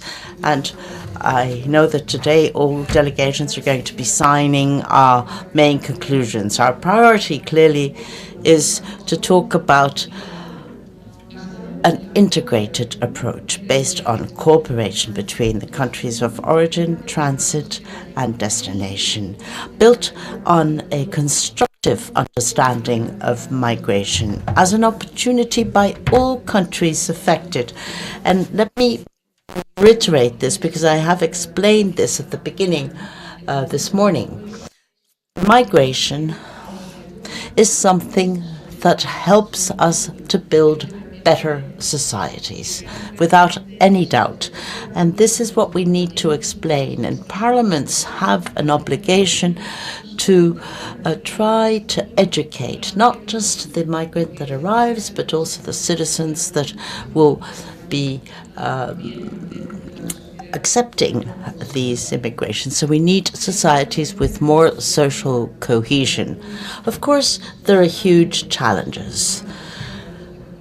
especially for certain territories. And I know that the president of the Canary Islands, Mr. Fernando Clavijo, talked about this just a minute ago, but this is a reality which could also be a good thing for all countries, for all societies. So we've wanted to find concerted action, solidarity and shared responsibilities, necessary investment in policies related to integration, related to the arrivals, and related to international legislation, particularly for girls and boys, and also the pedagogical work that needs to be done. And we'd like to therefore transfer to society the ideas of benefits of migration and try to fight racism and xenophobia, which exist in certain parts of our society. The Mediterranean has always been a place, a meeting place of cultures, and it should continue being so. We do not want to turn the Mediterranean or the Atlantic, President, in the tomb of so many people. So we need to work jointly. We need to work in this joint debate. We have different opinions sometimes, but at the end of the day, we reach agreements because that's what politics is all about. Not to create more problems for citizens, no, to try and find solutions. And I do hope I will see you at the next conference of the presidents and representatives of the parliaments, which will take place in Granada from the 3rd to the 5th of April, 2025. We'll continue working on the challenges. We'll look at the main causes of immigration. And this will be structured, and I'm just going to explain this very briefly. There will be 4 sessions, and there will be a political session to look at the conflicts that exist, especially in the Middle East, and the Vice President of Egypt has insisted on this, and we will certainly take account of this because we need to talk about this. And then a specific session on migration, and we will talk about the conclusions reached here, and then a session on climate change, which I think is one of the important reasons for people to migrate, to immigrate, and the final session on youth employment and gender equality, which relates to a lack of opportunities of genders. And I'm sure the representatives of the Spanish government and other institutions will certainly be involved in this, together with the Anna Lindh Foundation. I'd like to conclude by talking about the island that has hosted this meeting. And allow me once again to explain why, from the Spanish presidency, we chose Lanzarote. Spain is a Mediterranean country, but of course we have an Atlantic route as well, and I think it is important for all of us to try and find solutions to the many difficulties that we face. And we want to understand that all of us are affected by these migratory flows, both from a positive point of view and from a negative point of view. Lanzarote is a beautiful island. Unfortunately, don't know this island very well, so I can tell you that we will come back. But the first boat that arrived with a large number of people, very crowded boat. I mean, nobody should leave their home country if they can find a way of surviving in their own country. Well, this boat arrived 30 years ago here in Lanzarote. There are 160,000 inhabitants in Lanzarote. 44% are of European origin. 19.7 are from the Americas, and 11 from Africa, from the African continent, and 6% are from Asia. Lanzarote is a small island, 164,000 inhabitants. 2 out of 10 are foreigners. And the origins, of course, are very diverse, and I think that we've learned a lot from Lanzarote over the last 30 years, because with such small territory, it is full of people coming from many places in the world, and they have been able to turn this into something which is culturally very rich.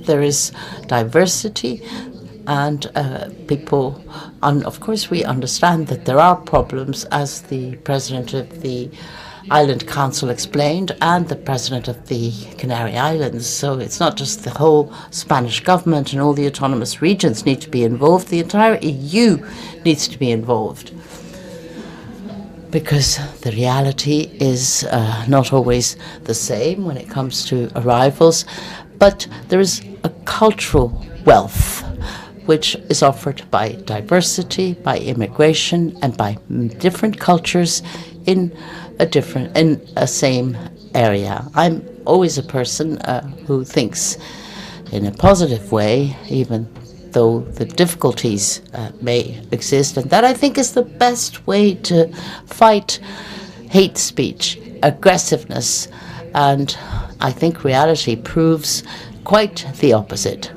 Immigration, if you deal with it properly, diversity, the mix of cultures is wealth for societies, and we need to continue working in a world which truly thinks in citizens, in all citizens, whatever the color of our skin, whatever our religion, or no religion, or wherever we come from. Our birthplace does not necessarily need to influence human beings to have a dignified life. So I would like to now close these sessions. The conclusions have been approved by all delegations, have been accepted by all delegations, and this brings us to the signing of these conclusions, and then we're going to have fun, more fun. We'll have a beautiful dinner tonight, and hopefully this will be a place where we can continue debating, discussing, and hopefully finding this better Mediterranean for the future. Thank you.